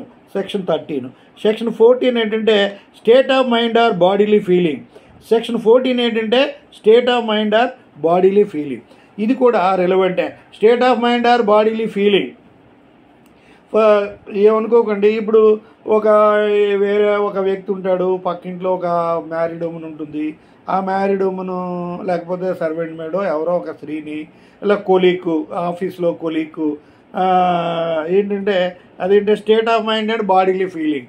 ఒక ఆఫీసులో పనిచేసిన వేరే అమ్మాయితోటో ఉండేటప్పుడు ప్రవర్తించినప్పుడు స్టేట్ ఆఫ్ మైండ్, ఆమెతో మాట్లాడేటప్పుడు ఈ అమ్మాయిని ఎలాగైనా ట్రాప్ చేయాలి అని అనుకుంటాడు. లేకపోతే ఆ అమ్మాయి ఈ యొక్క మేనేజర్ని ఎలాగైనా వల్లో వేసుకోవాలని అనుకోవచ్చు. ఆ విధంగా అనుకోవడం state of mind, mental element, mens రియాకి సంబంధించి. బాడీలీ ఫీలింగ్ అంటే ఇది ఎక్స్టర్నల్ ఫ్యాక్ట్, బయటికి కనిపించింది. బాడీలో ఫ్యాక్ట్ అంటే కొంచెం ఏవో మాట్లాడడం, మాట్లాడడం, మాట్లాడే తీరును బట్టి, తను చూసే చూపును బట్టి, ఈ విధంగా అది బాడీలీ ఫీలింగ్. మనిషిలో ఒక స్త్రీ యొక్క మేనేజర్నో బాస్నో వాళ్ళు వేసుకోవాలని అనుకోవడం స్టేట్ ఆఫ్ మైండ్. తర్వాత అతనితో క్లోజ్గా మూవ్ అయ్యి ఇంకా ఫైల్స్ ఇచ్చేటప్పుడు మీద పడడం అలాంటివి చేయడం బాడీలీ ఫీలింగ్ అవుతుంది. అదే మగవాడైతే ఒక అమ్మాయిని ఎప్పుడు చూస్తుండడం, కారణం లేకుండా దగ్గరికి వెళ్తుండడం, ఏదో మాట్లాడడం, తనకి ట్రాప్ చేయాలనేది మెంటల్ ఎలిమెంటు. ఇక్కడ మెన్స్రియా, ఫిజికల్ యాక్టస్ రియస్ రెండు ప్రజెంట్ అవుతాయి సెక్షన్ 14లో. సెక్షన్ 15లో ఒకటే ఉంటుంది సెక్షన్ 14 ఇది. సెక్షన్ 14 ఇది కూడా రిలవెంట్గా తీసుకుంటాం. Next section 15. సెక్షన్ 40లో మెన్స్రియా, ఫిజికల్ రెండు ఉంటాయి. సెక్షన్ 50లో ఒక మెన్స్రియా ఒకటే ఉంటుంది. ఏంటంటే ఇక్కడ facts basing question whether the act is accidental or incidental. అయితే ఒక యాక్సిడెంట్లు చాలా జరుగుతాయి. అది యాక్సిడెంటల్గా చేశాడా, ఇంటెన్షనల్గా చేశాడా అనేది మనకి తెలుస్తుంది. సెక్షన్ 14లో ఫిజికల్ యాక్ట్, మెన్స్రియా రెండు ఉంటాయి. కానీ సెక్షన్ 15లో అది యాక్సిడెంట్లు, నిజంగా చాలా యాక్సిడెంట్లు చేసి, ఇంటెన్షనల్ యాక్సిడెంట్లుగా చేసి, మామూలు యాక్సిడెంట్లుగా, నెగ్లిజెంట్ యాక్సిడెంట్గా త్రూట్ చేసి ఎంతోమంది తప్పించుకుంటున్నారు. ఈ విషయంలో లా కమిషన్లో ఒక ప్రపోజల్ కూడా ఉంది. ఈ నెగ్లిజెంట్ యాక్సిడెంట్ని దీన్ని కల్పబుల్ హోమ్సైడ్గా చేసి, కల్పబుల్ హోమ్సైడ్గా సీరియస్ పనిష్మెంట్ ఇవ్వాలని కూడా ప్రపోజల్ వచ్చింది. ఆ ప్రపోజల్ ఇంకా అవ్వలేదు. కాబట్టి చాలా యాక్సిడెంట్స్ మధ్య ఇంటెన్షనల్ యాక్సిడెంట్ ఉంటుంది. అయితే ఇంటెన్షనల్ యాక్సిడెంట్ అనేది ఆ యాక్సిడెంట్ నిజమా కాదా అని ఇప్పుడు వస్తుంది. అయితే సెక్షన్ 14లో ఫిజికల్ యాక్ట్, మెన్స్రియా రెండు ఉంటాయి. సెక్షన్ 15లో యాక్సిడెంటలా, ఇన్సిడెంటలా అనేటప్పటికీ ఒక మెన్స్రియా మాత్రం ఉంటుంది, ఫిజికల్ యాక్ట్ ఉండదు. తర్వాత relevance of course of business అనేది సెక్షన్ 16 అనమాట. అంటే ఏంటంటే జనరల్ రూల్ ఏంటంటే all acts are presumed to have been done rightly. అంటే everybody is presumed to same until and unless contrary is proved. ప్రతి ఒక్కడు సౌండ్ మైండే చెప్పుకుంటాం, వాడికి పిచ్చో వికారం ఉందని తెలిస్తే తప్ప. అలాగే మనం ఒక బిజినెస్లో చేరినప్పుడు, ఇద్దరు కాంట్రాక్ట్లోకి ఎంటర్ అయినప్పుడు, వాళ్ళిద్దరూ ఈ ఒక ఫ్లాట్ కొనాలనుకునే కస్టమరు, ఫ్లాట్ అమ్మే బిల్డరు, వాళ్ళన్నీ చట్ట ప్రకారం ఖచ్చితంగా జెన్యూన్గా రియల్గా చేస్తారని అనుకోవడం అనేది మనకి వస్తుంది. అది ఈ విధంగా సెక్షన్ 16 చెప్పుకుంటాం. తర్వాత అడ్మిషన్స్ అండి. సెక్షన్ 17 నుండి 31 వరకు అడ్మిషన్స్ అంటాం. సెక్షన్ 17 నుండి 23 + 31 అడ్మిషన్స్ కింద వస్తుంది. 24 నుండి 30 వరకు కన్ఫ్యూషన్ అంటాం. అంటే అడ్మిషన్ అంటే ఏంటి, కన్ఫ్యూషన్ అంటే ఏంటి మనం చెప్తాం. అడ్మిషన్ అంటే ఒక ఒప్పుకోవడం అనమాట. చేసిన తప్పుని సివిల్లో కానీ క్రిమినల్లో కానీ ఒప్పుకోవడాన్నే అడ్మిషన్ అంటాం. సివిల్ కోర్టులో ఒప్పుకుంటే, సివిల్ లిటిగేషన్లో ఒప్పుకుంటే దాన్ని అడ్మిషన్ అంటారు. క్రిమినల్ కేసులో ఒప్పుకుంటే దాన్ని కన్ఫెషన్ అంటారు. దీనికి సంబంధించి మనకుండి మనం చెప్పుకునే స్టేట్మెంట్ని సెల్ఫ్ రిగార్డింగ్ స్టేట్మెంట్స్ అంటారు. ఏ నేతను ఏ గురుండే చెప్పుకుంటే దాన్ని సెల్ఫ్ రిగార్డింగ్ స్టేట్మెంట్ అంటాడు. నేను చాలా మంచోడిని, నేను చాలా ఉద్ధరించాను ప్రజల్ని అని అంటే అది సెల్ఫ్ సర్వింగ్ స్టేట్మెంట్. నేను మంచోడిని కాదు, నేను దుర్మార్గుడిని, మీ అందరికీ బాగా అన్యాయం చేశాను అంటే సెల్ఫ్ హార్మింగ్ స్టేట్మెంట్. ఈ సెల్ఫ్ హార్మింగ్ స్టేట్మెంట్నే అడ్మిషన్స్ అంటారు. నేను ఒక వ్యక్తి తన గురించి నెగిటివ్గా చెప్పుకోవడాన్నే సెల్ఫ్ హార్మింగ్ స్టేట్మెంట్ అంటాం. ఈ సెల్ఫ్ హార్మింగ్ స్టేట్మెంట్ సివిల్ లిటిగేషన్లో అయితే అడ్మిషన్ అంటారు. Section 17 to 23 + 31 including section 20A. అదే సెక్షన్ క్రిమినల్ అయితే, క్రిమినల్ కేసులో అయితే సెక్షన్ 24 నుండి 30 వరకు, సెక్షన్ 24 నుండి 30 వరకు ఉంటుంది. అయితే అడ్మిషన్స్ అంటే ఏంటి? ఈ అడ్మిషన్స్ ఇవ్వడానికి ఎవరు? Authorised parties, authorised agent. తర్వాత అందులో ఆ అడ్మిషన్ ఇవ్వడం వల్ల నష్టపోతే తనకు కూడా బెనిఫిట్ ఉన్నా, తర్వాత ఇప్పుడు కొంచెం ఆథరైజ్డ్ పర్సన్స్, వైస్ ఛాన్సలర్ కానీ కంట్రోలర్ కానీ కాపీలు జరిగాయని చెప్పడం అది అడ్మిషనే. ఆ డిగ్రీలు పనికిరావు, క్యాన్సిల్ చేస్తామని చెప్పడం ఇది అడ్మిషనే. నేను అప్పు తీసుకున్నాను అని డెటార్ చెప్పడం అడ్మిషనే. ఇలాగా ఈ రకరకాల అడ్మిషన్స్ ఉంటాయి, డీటెయిల్గా చెప్తాను. కన్ఫెషన్ అంటే ఏంటంటే నువ్వు ఒప్పేసుకో, నీకు శిక్ష తగ్గిస్తానని మేజిస్ట్రేట్ గారి చేత ఇండ్యూస్మెంటు ఫ్రాడు వాటి వల్ల చెప్తే ఆ యొక్క కన్ఫెషనల్ స్టేట్మెంటు పనికిరాదు. పోలీస్ ఆఫీసర్కి చెప్పినటువంటి 25 సెక్షన్ 25 ప్రకారం పోలీస్ ఆఫీసర్కి చెప్పిన కన్ఫెషన్ నేను హత్య చేశానని చెప్పింది పోలీస్ ఆఫీసర్కి పనికిరాదు. సెక్షన్ 26 ఏంటంటే పోలీస్ ఆఫీసర్కి పోలీస్ కస్టడీలో చెప్పిన స్టేట్మెంట్ కూడా అడ్మిసిబుల్ కాదు. అదే టైంలో మేజిస్ట్రేట్ గారు ఉంటే మేజిస్ట్రేట్ సమక్షంలో పోలీస్ స్టేషన్లో చెప్పిన ఆ కన్ఫెషనల్ స్టేట్మెంటు అడ్మిసిబుల్ అవుతుంది, అతనికి శిక్ష విధిస్తారు. కోర్టులో మేజిస్ట్రేట్ ముందు నేను ఆ తప్పు చేశాను, మేజిస్ట్రేట్ సెషన్ జడ్జి ముందు నేను ఆ తప్పు చేశాను అది చేశానంటే అది అడ్మిషన్ అవుతుంది, అది కన్ఫెషనల్ స్టేట్మెంట్ అవుతుంది, అతనికి శిక్ష ఇస్తారు. ఇలాగ ఎక్సెప్షన్స్ కొన్ని ఉంటాయి. ఈ ఇండ్యూస్మెంట్కి ఎక్సెప్షన్ ఒక కేసు, ఇంకా మిగతా సందర్భాల్లో. తర్వాత సెక్షన్ 27 అనేది 25, 26 స్టేట్మెంట్ మేడ్ టు పోలీస్ ఆఫీసర్కి ఇది ఉంది. అది చాలా మోస్ట్ ఇంపార్టెంట్ సెక్షను. అంటే కన్ఫెషనల్ స్టేట్మెంట్ పోలీసు వాళ్ళకి చెప్పింది అడ్మిట్ కాదు, కానీ నేను హత్య నేనే చేశాను, కావాలంటే ఆ బాడీని పలానా దగ్గర పెట్టాను, నన్ను తీసుకెళ్తే చూపిస్తాను అన్నాడు అనుకోండి, ఆ రెండో భాగం స్టేట్మెంటు ఒక క్లూ ఇస్తుంది. ఆ క్లూ ద్వారా ఇన్వెస్టిగేట్ చేస్తే అక్కడికి వెళ్ళి ఆ తోటలో ఆ చెట్టు పక్కన తవ్వితే బాడీ కనిపిస్తుంది, కాబట్టి అది అడ్మిసిబుల్ అవుతుంది. ఈ విధంగా కాన్స్టిట్యూషనల్ వెలిడిటీకి వచ్చేటప్పటికి అతడు తనంత తనే ఆ స్టేట్మెంట్ ఇస్తే అడ్మిసిబుల్, అది కాన్స్టిట్యూషనల్లీ ఇన్వాలిడ్ కాదు. అతన్ని బెదిరించి ఇచ్చేసి బాధ పెట్టి చేస్తే అది అన్కాన్స్టిట్యూషనల్ అవుతుంది. కాన్స్టిట్యూషనల్ వెలిడిటీ ఆఫ్ సెక్షన్ 27 కూడా మనం అక్కడ చెప్పుకుంటాం. అయితే ఈ అడ్మిషన్స్ కన్ఫెషన్స్ అయిపోయిన తర్వాత నెక్స్ట్ ఇంపార్టెంట్ చాప్టర్ ఏంటంటే dying declaration section 32. Dying declaration section 32 and persons who cannot be called for giving evidence. Dying declaration అంటే a person who is about to die would not lie. ఒక మనిషి చనిపోయే ముందు ఒక accident జరుగుతుంది, లేదంటే ఒక మనిషి చంపేస్తాడు, కత్తితో పొడి వెళ్ళిపోతాడు, రివాల్వర్తో వెళ్ళిపోతాడు, కొనవూపురిలో చావుబోతులతో ఉంటారు, అక్కడ ఎవరో వచ్చి చెప్తాడు నన్ను పలానావాడు చంపాడని చెప్పి చచ్చిపోతాడు. అప్పుడు అలాంటప్పుడు చంపేసినోడు ఎక్కడికో పారిపోయిన వ్యక్తి చచ్చిపోయి సాక్షి చెప్పడానికి ఆ మనిషి ఉండడు, ఆ ఎవిడెన్స్ అది ఉండదు. కాబట్టి ఆ ఎవిడెన్స్ని లెక్కలోకి తీసుకొని దాని ప్రకారం అనేక సందర్భాల్లో ఈ డైయింగ్ డిక్లరేషన్ డిక్లేర్ చేసి మనకి ఇస్తారు. అదే కాకుండా ఈ మనుషులు person who cannot be called for who cannot speak but considered, who cannot be called for evidence అంటే cannot be dead person cannot be called.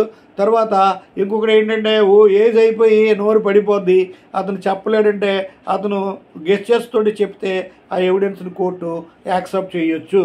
తర్వాత ఒక కోమాలో ఉన్నాడు, అతను రాలేడు, అంతకుముందు అతను ఏదైనా స్టేట్మెంట్ ఇస్తే పాత స్టేట్మెంట్నే తీసుకుంటాం. అలాగే అమెరికాలో ఉన్నాడు, ఇండియాలో ఉన్నప్పుడు ఏదో ఎవిడెన్స్ ఇచ్చాడు అంటే ఒకే ఎవిడెన్స్ని మళ్ళీ పిలుస్తారు వాయిదాల్లో. అంటే ఫస్ట్ టైం వచ్చినటువంటి వ్యక్తి ఎవిడెన్స్ ఇచ్చాడు, అది కరెక్ట్గా ఉంది, మళ్ళీ రెండోసారి ఆ ఎవిడెన్స్ గురించి డెవలప్మెంట్ పిలిచి చేయాలంటే అతను తర్వాత చనిపోవచ్చు, లేదంటే తర్వాత అతను కోమాలో ఉండొచ్చు, బాడీ రాలేకపోవచ్చు, లేకపోతే విదేశాల్లో ఉండి అక్కడ నుండి రావడానికి ఎక్కువ డబ్బు ఖర్చు ఇలాంటి టైం అవుతుంది. అలాంటి టైంలో ఆ యొక్క ప్రీవియస్ ఎవిడెన్స్ని రికార్డ్ చేసుకొని మనకి ఈ డైయింగ్ డిక్లరేషను, రెస్గెస్టే, ఈ కన్ఫెషన్స్, ఈ మూడు కూడా మోస్ట్ ఇంపార్టెంట్ టాపిక్స్. ఇవి మీరు ఖచ్చితంగా డీప్గా చదవాలి. మీకు రెగ్యులర్గా ప్రతి లా స్టూడెంట్ ఈ 3 క్వశ్చన్స్ బాగా చదవాలి, లైక్లీ క్వశ్చన్స్ ఉంటాయి. తర్వాత ఈ డైయింగ్ డిక్లరేషను ఇది అయిపోయిన తర్వాత ఈ పార్ట్ 2లో నెక్స్ట్ ఇంపార్టెంట్ టాపిక్స్కి వచ్చేసరికి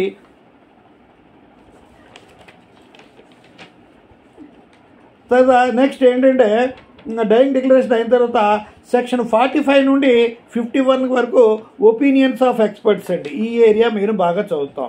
ఒపీనియన్స్ ఆఫ్ ఎక్స్పర్ట్స్. ఇవి ఎక్స్పర్ట్ ఒపీనియన్ ఏంటంటే మన కోర్టు సివిల్ క్రిమినల్ కేసుల్లోని మనకి ఎక్స్పర్ట్ ఒపీనియన్ అడుగుతారు.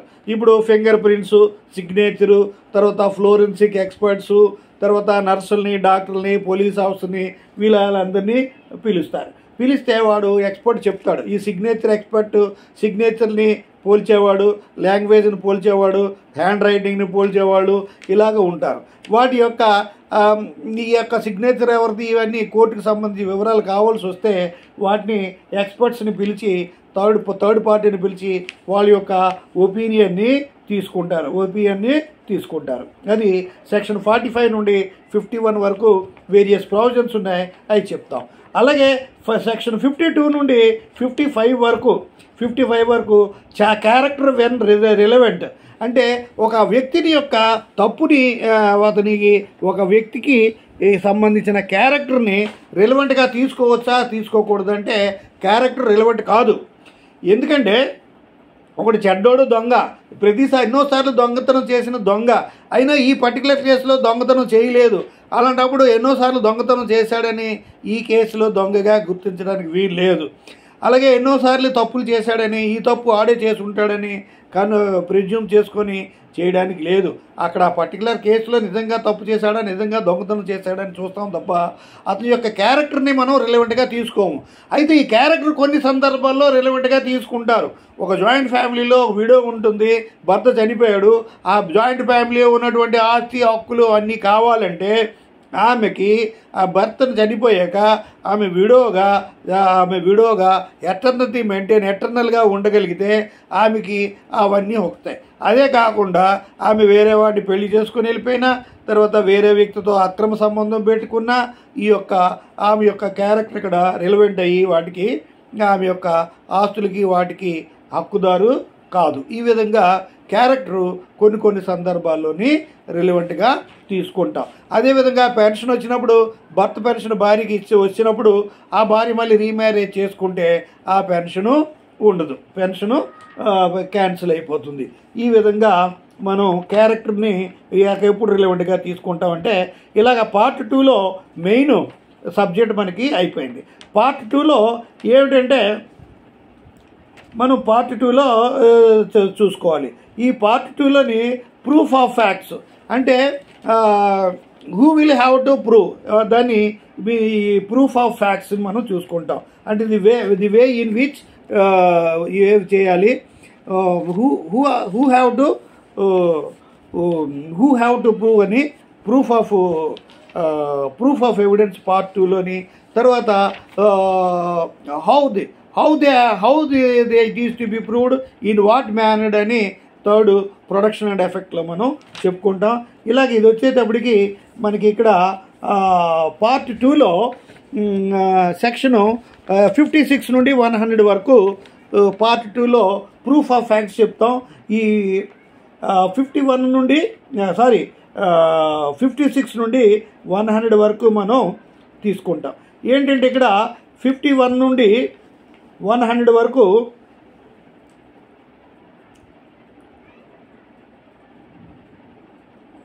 చాప్టర్ 3 56 నుండి 58.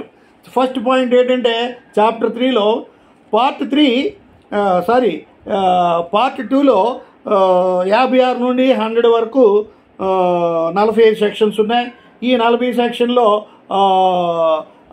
చాప్టర్ 6 నుండి చాప్టర్ 3 నుండి 6 వరకు చాప్టర్ 3, 4, 5, 6 4 చాప్టర్స్ ఉన్నాయి. ఈ 4 చాప్టర్లో 4 కాన్సెప్ట్స్ వస్తాయి. చాప్టర్ 3లో ఏంటంటే 56 to 58 facts need not be proved. కొన్ని ఫ్యాక్ట్స్ ప్రూవ్ చేయక్కర్లేదు, యూనివర్సల్లీ యాక్సెప్టెడ్. ఇప్పుడు పలానా ఈవిడ ఉంది, పబ్లిక్ డాక్యుమెంట్స్ ఉన్నాయి, పలానా క్రికెట్ మ్యాచ్ పలానావాడు గెలిచాడు, పలానా జరిగింది, ఇవన్నీ పబ్లిక్ ఇన్ఫర్మేషన్ న్యూస్ పేపర్స్లో వచ్చిన ఇవన్నీ కూడా జరిగిన అకేషన్స్ ప్రూవ్ చేయక్కర్లా. కొన్ని విషయాల్లో కోర్టే వాటిని తెలుసుకోవాల్సినటువంటి బాధ్యత ఉంటుంది. ఈ విధంగా ఏ facts need not be proved అని ఈ చాప్టర్ 3లో వస్తుంది. ఇది కూడా బ్రీఫ్గా చెప్తాను. నెక్స్ట్ చాప్టర్ 4లో oral evidence, documentary evidence. Section 59, 60 oral evidence అంటే ఒక వ్యక్తి స్వయంగా కోర్టుకు వచ్చి తన నోటి మాటలతో చెప్పే ఎవిడెన్స్ని వారల్ ఎవిడెన్స్ అంటారు. నోటితో మాట్లాడినప్పుడు గెస్చర్స్తో కానీ పేపర్లో రాసి కానీ ఈ విధంగా చెప్తే దాన్ని ఓరల్ ఎవిడెన్స్ అంటారు. ఇక పేపర్ మీద రాసినంత మాత్రాన మాట్లాడలేక మౌన వ్రతం వల్ల మోగ వల్ల పేపర్తో రాసినంత మాత్రం దాన్ని డాక్యుమెంటరీకి అక్కడ తీసుకోం, నోటి ఓరల్ ఎవిడెన్స్గా వస్తుంది. ఈ ఓరల్ ఎవిడెన్స్ అనేది డైరెక్ట్ ఎవిడెన్స్. ఈ తర్వాత సెక్షన్ 59, 60 ఈ ఓరల్ ఎవిడెన్స్ కూడా చూసుకుంటాం. ముస్లిం పీరియడ్లో ఓరల్ ఎవిడెన్స్ని ఎక్కువగా తీసుకున్నారు డాక్యుమెంటరీ ఎవిడెన్స్గా. మనకి ఇప్పుడు ప్రజెంట్ లాస్లో మాత్రం డాక్యుమెంటరీ ఎవిడెన్స్ ఈ సుపీరియర్ టు ఓరల్ ఎవిడెన్స్. ఎందుకంటే చెప్పే మాటల కంటే లిఖితపూర్వకంగా ఉన్న వాటికే ఎక్కువ గౌరవం ఉంటుంది కాబట్టి ఈ ఓరల్ ఎవిడెన్స్ కంటే డాక్యుమెంటరీ ఎవిడెన్స్ ఉంటుంది. ఈ మధ్య డాక్యుమెంటరీ ఎవిడెన్స్కి సంబంధించి సెక్షన్ 3 డాక్యుమెంట్ డెఫినేషన్ ఎక్స్పాండ్ చేస్తూ చాలా ఐటమ్స్ని ఎలక్ట్రానిక్ ఆపరేటర్స్ అన్నింటిని కూడా ఇంక్లూడ్ చేయడం జరిగింది. అందువల్ల సెక్షన్ 61 నుండి 90A వరకు more than 30 sections. Oral evidence 2 సెక్షన్సే ఉంటే ఈ డాక్యుమెంటరీ ఎవిడెన్స్ గురించి రకరకాల సందర్భాల్లో రిలవెన్స్ని డిసైడ్ చేయడానికి మోర్ దెన్ 30 సెక్షన్స్ ఉన్నాయి. అది oral evidence, documentary evidence 5th chapter. 6th chapter వచ్చేసరికి exclusion of oral evidence by documentary evidence. అయితే ఈ 6వ చాప్టర్ ఏంటంటే ఇక్కడ ఆల్మోస్ట్ చెప్తే ఈ ఒక మోడ్ ఆఫ్ ఎవిడెన్స్ను ఈ facts need not be proved proof second పార్ట్లో facts need not be proved. తర్వాత proof by oral and documentary. First oral 59, 60. Documentary అంటే డాక్యుమెంటరీ అనేసరికి ఇవన్నీ కూడా 61 నుండి 90A వరకు వచ్చింది. తర్వాత ఈ ఎక్స్క్లూజన్ అంటే ఓరల్ ఎవిడెన్స్ కంటే డాక్యుమెంటరీ ముఖ్యం, documentary Superior, documentary primary evidence, documentary main evidence అని, ఓరల్ ఎవిడెన్స్ మీద డాక్యుమెంటరీ ఎవిడెన్సే బెటరు అని చెప్పడానికి 6th చాప్టర్లో చెప్తాం. తర్వాత పార్ట్ 3లోకి వచ్చేసరికి సెక్షన్ 101 నుండి 167 వరకు పార్ట్ 3లో చాప్టర్ 7, 8, 9 ఇలాగా చెప్పుకుంటాం. చాప్టర్ 7 నుండి 7, 8, 9 ఈ 11వ చాప్టర్ వరకు మనము చాప్టర్ 7 to అయితే ఇక్కడ ప్రొడక్షన్ అండ్ ఎఫెక్ట్ ఆఫ్ ఎవిడెన్స్లో వస్తుంది. ఇందులో మనం తెలుసుకునే చాప్టర్స్ ఏంటంటే 101 నుండి 114A వరకు బర్డన్ ఆఫ్ ప్రూఫ్ అనేది కూడా చాలా ఇంపార్టెంట్ టాపిక్. ఈ బర్డన్ ఆఫ్ ప్రూఫ్ 101 నుండి 7వ చాప్టరు 101 నుండి 114A వరకు. 114AA అది ఇంకా రాలేదు, ఈలోకి కొత్త యాక్ట్ వచ్చింది. ఏంటంటే ఎవడైతే కోర్టుకు వెళ్తాడో ఆ బర్డను వాడి చేతిలో వాడే చేయాలి. ఇప్పుడు అప్పు ఇచ్చినోడు అప్పు తీసుకున్నోడు పని లేదు. ఈ అప్పు ఎప్పటికీ డబ్బులు ఇవ్వలేదని అప్పు ఇచ్చిన క్రెడిటారే కోర్టుకు వెళ్తాడు. కోర్టుకు వెళ్తే నేను ఇచ్చాను అన్నది అతనే ప్రూవ్ చేయాలి. తర్వాత ఏదైనా ఒక కేసు పెడితే పలానావాడు క్రైమ్ చేసి తప్పించుకొని పారిపోతాడు. ఎవరైతే పలానావాడు క్రైమ్ చేశాడని కంప్లైంట్ లాడ్జ్ చేస్తారో ఆ వ్యక్తి ప్రూవ్ చేయాలి. అది పబ్లిక్ ప్రాసిక్యూటరు ప్రూవ్ చేయాలి. అయితే ఇన్ఫర్మేషన్ టెక్నాలజీ యాక్ట్ 2000 కొన్ని అమెండ్మెంట్స్ వచ్చాయి. ఆ అమెండ్మెంట్స్ ప్రకారం మనకి 111A అని, 113A అని, 1114A అని ఈ విధంగా వచ్చినాయి.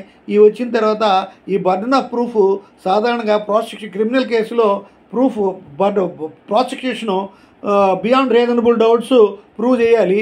కానీ ఇప్పుడు ఈ అమెండ్మెంట్ యాక్ట్స్ వచ్చిన తర్వాత 1113A, 114A ఇవి వచ్చిన తర్వాత consent of in grape cases prove చేయవలసింది జనరల్గా ప్రాసిక్యూషన్ ప్రూవ్ చేయాలి. ప్రాసిక్యూషన్ ప్రూవ్ చేయకుండా డిఫెన్స్ వైపుకి ఇలాగా మార్చిపెట్టారు. అంటే ఈ క్రిమినల్ కేసులో ఎక్యూజ్డ్ తప్పు చేశాడని ప్రాసిక్యూషన్ ప్రూవ్ చేయాలి. ఈ అమెండ్మెంట్స్ వల్ల కొన్ని సెక్షన్స్కి ఈ ప్రూవ్ చేయవలసినటువంటి బర్డను ప్రాసిక్యూషన్ నుండి డిఫెన్స్కి మార్చడం జరిగింది. అలాగే కస్టోడియల్ ఇంజరీస్ కూడా injuries infected detenu in police custody 114AA topic కూడా ప్రపోజ్ అయింది. అది కూడా దాన్ని ఇది ఇండియన్ ఎవిడెన్స్ అమెండ్మెంట్ యాక్ట్ 2021లో ఈలోగా మనకి కొత్త యాక్టు వచ్చింది. 2022 బిల్లో ఈ డాక్యుమెంట్ ఎలాబొరేట్ చేస్తూ ఎక్స్ప్లెయిన్ చేశారు. ఈలోగా మనకి ఆ పాస్ అయ్యేలోగా మనకి కొత్త యాక్టు వచ్చింది. ఈ విధంగా 90 తర్వాత మనకి సెక్షన్ నెక్స్ట్ ఏంటంటే సెక్షన్ చాప్టర్ 9 118 నుండి నెక్స్ట్ ఏంటంటే ఎస్టాపెల్. చాప్టర్ 8లో ఏంటంటే చాప్టర్ 8 ఎస్టాపెల్ అంటే ఎంత ఏంటి 115 3 సెక్షన్లు ఉన్నాయి, 115, 116, 117. ఈ చాప్టరు 8లో 3 సెక్షన్స్ ఉన్నాయి, 115, 116, 117. ఎస్టాపెల్ అనే టాపిక్ ఉంది. ఎస్టాపెల్ ఇది ఈజీ అండి, burden of proof easy. Estoppel easy.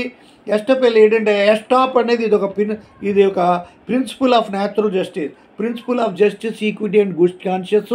ఈ ఎస్టాపెల్ అనే ప్రిన్సిపల్స్ నేను చాలా సందర్భాల్లో కూడా మీకు చెప్పాను, చాలా కాంట్రాక్ట్స్ అన్నిటిలో కూడా.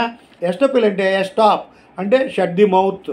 అంటే ఎవరైనా ఒక వ్యక్తి వేరే వ్యక్తి చెప్పిన దాన్ని చేసిన దాన్ని హానెస్టీగా గుడ్ ఫెయిత్తో మంచి మనసుతో నమ్మినప్పుడు అతడు ఏనాటి ఎట్టికి కూడా మోసపోకూడదు. మీరు చెప్పే మాటని, మీరు చెప్పేటువంటి అష్యూరెన్స్ని నేను సిన్సియర్గా హానెస్ట్గా గుడ్ ఫెయిత్ నమ్మినప్పుడు దానివల్ల నాకు ఏ విధమైన నష్టము కలగకూడదు అని అదే చెప్పేదే ఎస్టాపెల్. ఈ ఎస్టాపెల్ ప్రిన్సిపల్ ఆఫ్ ఎస్టాపెల్ అనేది ఎస్టాపెల్, పార్ట్నర్ బై ఎస్టాపెల్, ఏజెంట్ బై ఎస్టాపెల్లో వేరే లెక్చర్స్ డీటెయిల్ చెప్పాను. ఈ టాపిక్ కూడా చెప్తాను. ఇలాగ ఎస్టాపెల్కి సంబంధించి కొన్ని కోర్టు కేసులు ఉన్నాయి. అమ్మాయికి పాస్ అయినట్టు రిజల్ట్ వచ్చేస్తుంది, ఇంకో అడ్మిషన్ తీసుకుంటుంది. తర్వాత అమ్మ నువ్వు పాస్ అవ్వలేదంటే కోర్టుకి వెళ్తుంది. మీరు అప్పుడు పాస్ అయ్యారని చెప్పి ఇప్పుడు పాస్ అవ్వడానికి లేదు. మిమ్మల్ని నమ్ముకొని బోర్డంత డబ్బు ఖర్చు పెట్టుకొని జాయిన్ అయింది, అడ్మిషన్ క్యాన్సిల్ అవ్వడానికి వీలు లేదని కోర్టు డైరెక్షన్ ఇస్తుంది. అదేవిధంగా ఎంబీబీఎస్ సీట్ కూడా వచ్చిందని చెప్పి జాయిన్ అయిపోతుంది. మెరిట్ ర్యాంకు, డబ్బు ఫీజు అంతా కట్టి అన్ని ఖర్చులు అయిపోతాయి. తర్వాత ఎంట్రన్స్ కండక్ట్ చేసేవాళ్ళు అమ్మ నీకు పొరపాటున ర్యాంక్ వచ్చింది, నీకంటే ఎక్కువ ర్యాంక్ వచ్చిన వాళ్ళు ఉన్నారు, అది నేను ఇప్పుడు సీట్ వెకేట్ చేయాలి అని అంటే కుదరదు. కోర్టుకి వెళ్తే కోర్టుకి మీకు అడ్మిషన్ కన్ఫర్మ్ చేస్తారు. మళ్ళీ ఎవరైతే రాంగ్లో అడ్మిషన్ ఇవ్వలేదో వాళ్ళకి అడ్మిషన్ ఇవ్వడమో నష్టపరిహారం ఇవ్వడమో అన్నది మీ బాధ్యత అని కోర్టు చెప్తుంది. ఈ విధంగా దీని principle of estoppel chapter 8 section 15 to 17 చెప్పుకుంటాం. తర్వాత చాప్టర్ 9 ఏంటంటే చాప్టర్ 9లో విట్నెసెస్ ఏంటి అంటే ఇప్పుడు సాక్ష్యం చెప్పాలంటే దారిపోయిన ప్రతి ఒక్కడు కాదు. విట్నెస్ చేయాలంటే ఎవరు ఆ పార్టీస్ కన్సర్న్ విట్నెసెస్ కొంచెం స్పెసిఫిక్ పర్సన్స్, కనెక్టెడ్ పర్సన్సే వీటి సాక్ష్యం చెప్పాలి. ఎవరు సాక్ష్యం చెప్పొచ్చు అని కోర్టు డిసైడ్ చేస్తుంది. ఒక్కోసారి చిన్నపిల్లలు కూడా కోర్టుకి ఒక ఏజ్ అంటూ లేదు, చిన్నపిల్లలు కూడా సాక్ష్యం చెప్పొచ్చు. లేకపోతే నోటితో మాట్లాడినాడు గెస్టర్స్ వల్ల సాక్ష్యం చెప్పొచ్చు, చేతి రాతల వల్ల చెప్పొచ్చు. ఈ కోర్టుకి ఏ విధంగా సమంజసం అనిపిస్తే ఆ విధంగా ఎవరెవరు ఆ సాక్ష్యం చెప్పవచ్చు, who are qualified to give evidence అని కోర్టు చెప్తుంది. అదే కొన్ని సందర్భాల్లో ఏంటంటే కోర్టు కొన్ని సందర్భాల్లో ఏంటంటే who can be called for witness, who can be compelled for evidence. అంటే మామూలు మనుషుల్ని they can easily be called for evidence. ఇప్పుడు ప్రొసీడింగ్ జరుగుతుంటే పలానావాడు తెలుసు అంటే కోర్టు సంబంధం లేని వ్యక్తికైనా పిలిచి నువ్వు అఫెన్స్ జరిగినప్పుడు నువ్వు అక్కడ ఉన్నావట వచ్చి కోర్టుకు చెప్పు అని అంటారు, సమన్స్ ఇస్తారు, అవసరమైతే అరెస్ట్ వారెంట్ కూడా ఇస్తారు. ఈ విధంగా దానికి రూల్స్ అన్నీ సిఆర్పిసిలో చెప్పారు. అది మనకి ఆ రకంగా మనం ఎవరినైనా కాల్ఫర్ చేయొచ్చు. కొంతమంది మేజిస్ట్రేట్స్ పెద్ద ఆఫీసర్స్ ఉంటే ఆ కన్సర్న్ అథారిటీ పెర్మిషన్ తీసుకొని వాళ్ళకి ఎవిడెన్స్కి చెప్పడానికి రమ్మనాలి, కానీ ఆషామాషిగా రమ్మడానికి వీల్లేదు. ప్రెసిడెంట్స్, స్టేట్ సావరిన్స్, అంబాసిడర్స్ అని ఇక స్టేట్ డిగ్నటరీస్కి వాళ్ళు they are immune from court. President of India, governors, ambassadors వాళ్ళకి కోర్టుకి పిలిచి సాక్ష్యం చెప్పమని చెప్పకూడదు, అడగకూడదు. అదొకటి ఉంది. అయితే కోర్టుకి సాక్ష్యం చెప్పమనకూడదు. ఇంకా పోతే who can be called for, who are qualified to give evidence, who can be called for evidence, who can be compelled for evidence, who cannot be compelled for evidence, who be compelled with permission of the concerned authority to give evidence. ఈ విధంగా ఈ చాప్టర్లో మనం 9వ చాప్టర్లో మనం section 118 నుండి 134 వరకు different issues చెప్పుకుంటాం. తర్వాత 10వ చాప్టర్ ఏంటంటే చాప్టర్ నెంబర్ 10 సెక్షన్ 135 నుండి 126 ఎగ్జామినేషన్ ఆఫ్ విట్నెసెస్. ఇది chief examination, cross examination, reexamination, cross examination. కోర్టులో సివిల్ కేసు అయినా క్రిమినల్ కేసు అయినా ఇద్దరు పార్టీలు ఉంటారు. ఇటు పార్టీ వాళ్ళకి సపోర్ట్గా కేసు తెచ్చుకుంటే, విట్నెస్లు తెచ్చుకుంటే వాళ్ళు ఇచ్చేది ఎవిడెన్స్ని examination in chief or examination in chief అంటాం, చీఫ్ ఎగ్జామినర్. తర్వాత ఆపోజిట్ పార్టీ క్వశ్చన్ వేస్తే, లాయర్ క్వశ్చన్ వేస్తే దాన్ని క్రాస్ ఎగ్జామినేషన్ అంటాం. మన విట్నెస్లనే మన లాయరే మళ్ళీ చేస్తే రీఎగ్జామినేషన్ అంటాం. అవతల వాడు రెండోసారి క్వశ్చన్ చేస్తే రీఎగ్జామినేషన్ అంటాం. ఎగ్జామినేషన్ ఇన్ చీఫ్ అంటే ప్లెయింటిఫ్ తరపు లాయరు ప్లెయింటిఫ్ తాలూకా విట్నెస్ని క్వశ్చన్ చేయడాన్నే చీఫ్ ఎగ్జామినేషన్ లేదా ఎగ్జామినేషన్ ఇన్ చీఫ్ అంటాం. ఈ మధ్యలో ఆపోజిట్ లాయర్ వచ్చి క్వశ్చన్ చేస్తే దాన్ని క్రాస్ ఎగ్జామినేషన్ అంటాం. లేదా మళ్ళీ ఆ క్రాస్ ఎగ్జామినేషన్ అయిపోయిన తర్వాత మన విట్నెస్నే మళ్ళీ రెండోసారి చేస్తే రీఎగ్జామినేషన్ అంటాం. అవతల వాళ్ళు మళ్ళీ క్రాస్ చేస్తే దాన్ని క్రాస్ ఎగ్జామినేషన్ అంటాం. ఈ టాపిక్ చాలా ఈజీ, ఎస్టపిల్ చాలా ఈజీ, బర్డెన్ ఆఫ్ ప్రూఫ్ కూడా ఈజీయే. మీకు పార్ట్ 1లో ఈ టాపిక్స్ కొంచెం జాగ్రత్తగా చదవాలి, మోస్ట్ ఇంపార్టెంట్. పార్ట్ 3లో మీకు అన్నీ కూడా చాలా ఈజీగానే ఉంటాయి. లాస్ట్ చాప్టర్ ఏంటంటే చాప్టర్ 11లో ఒకే ఒక సెక్షన్ ఉంది, అది 167. 167 అంటే ఇక్కడ కొన్ని కేసులో కేసులో విట్నెస్ని ఇంప్రాపర్గా రూల్ ప్రకారంగా చేయలేదు అనే ఇంప్రాపర్ అడ్మిషన్స్ వచ్చింది అనుకోండి. ఆ ఇంప్రాపర్ అడ్మిషన్ అనే గ్రౌండ్ మీద లేదా తర్వాత రిజెక్షన్ ఆఫ్ సూట్ అని ఇక్కడ కాదని వేరే కేసుకి వెళ్ళినప్పుడు పలానా సెక్షన్ 10లో once a case has already been decided, సిపిసిలో చెప్తుంది. ఒక కేసు ఆల్రెడీ డిసైడ్ అయిన తర్వాత మళ్ళీ అదే కోర్టులో వేరే కోర్టులో వేరే ఊర్లో వేస్తే డిస్మిస్ అయిపోతుంది. అంటే ఒకే 2 కేసులు పెండింగ్గా ఉండకూడదు. సెక్షన్ 10 ఒక కేసు డిసైడ్ అయిన తర్వాత అనకాపల్లి కోర్టులోని మనకి జడ్జిమెంట్ వచ్చింది, లేదా మనం అన్నవరం కోర్టులోనో లేకపోతే తుని కోర్టులోనో వేద్దామని అనుకోకూడదు. అంటే ఇంకా అపీల్ ప్రిఫర్ చేసుకొని రాజమండ్రి కోర్టులోనో కాకినాడ కోర్టులోనో డిస్ట్రిక్ట్ కోర్టులో వేయచ్చు. కానీ అలాగా ఇప్పుడు ఒకసారి ఇంప్రాపర్ అడ్మిషను ఆ కేసుని పొరపాటుగా ఇంప్రాపర్ చేశారనో లేకపోతే రిజెక్షను వాళ్ళు చేస్తే తప్పుగా అడ్మిట్ చేసుకోవడం కేసుని, లేదా జెన్యూన్గా ఇది జెన్యూన్ లేదు, ఇందులో కంటెంట్ లేదని కేసు యాక్సెప్ట్ చేసి రిజెక్ట్ చేస్తారు. మళ్ళీ దాన్ని ఏదో కేసులు వేసినప్పుడు ఆల్రెడీ ఒక కోర్టులో దీన్ని ఇంప్రాపర్గా అడ్మిట్ చేశారని కానీ తర్వాత రిజెక్ట్ చేశారని గ్రౌండ్ మీద ఎక్కడ కేసుని డినై చేయడానికి రిజెక్ట్ చేయడానికి లేదు. మళ్ళీ పూర్వపరాలు జాగ్రత్తగా ఆలోచించి యాక్సెప్ట్ చేయవలసే ట్రయల్కి యాక్సెప్ట్ చేయొచ్చు. ఈ విధంగా డియర్ ఫ్రెండ్స్ ఉన్న వరకు నేను ఈ సెక్షన్ 1 నుండి 116 వరకు ఉన్నటువంటి 67 వరకు 167 సెక్షన్లు, 18 ఎక్స్ట్రాస్ ఎడిషనల్ సెక్షన్స్, 185 ఇవి 11 చాప్టర్లుగాను 3 పార్ట్లుగాను డివైడ్ చేస్తూ చెప్పాను. బ్రీఫ్గా ఇచ్చేసాను. ఇది మీరు ఒక కథలాగా వినండి. లా ఆఫ్ ఎవిడెన్స్ మీద మీకు ఒక ఐడియా వస్తుంది. ఇదే లెక్చర్ని నేను ఇంగ్లీష్లో రేపు చెప్తాను. నేను చెప్పే తెలుగు నాకు ఇంగ్లీష్ రాదు అని కొంతమంది బాధపడుతున్నారు. ఇంగ్లీష్ రాయడం రాకపోతే జ్యుడిషియల్ సర్వీస్ ఎగ్జామ్ రాయలేరు. మా తర్వాత రైటింగ్ బాగోలేకపోయినా వాళ్ళు ఇన్స్ట్రక్షన్స్లోనే ఇచ్చాడు, క్వశ్చన్ పేపర్ చూశాను, కొట్టేస్తారు. కాబట్టి మీరు ఈ యొక్క లెక్చర్ని మీరు అన్నీ నేను చెప్పే లెక్చర్స్ మంచి నాలెడ్జ్ నేర్చుకోవడానికనే ప్రాతిపదిక మీద చేసుకోండి.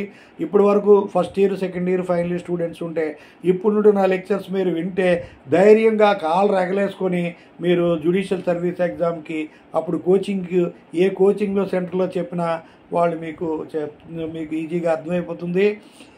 నేను అడ్వకేట్ కాదు, నాకు ప్రాక్టికల్ నాలెడ్జ్ లేదు.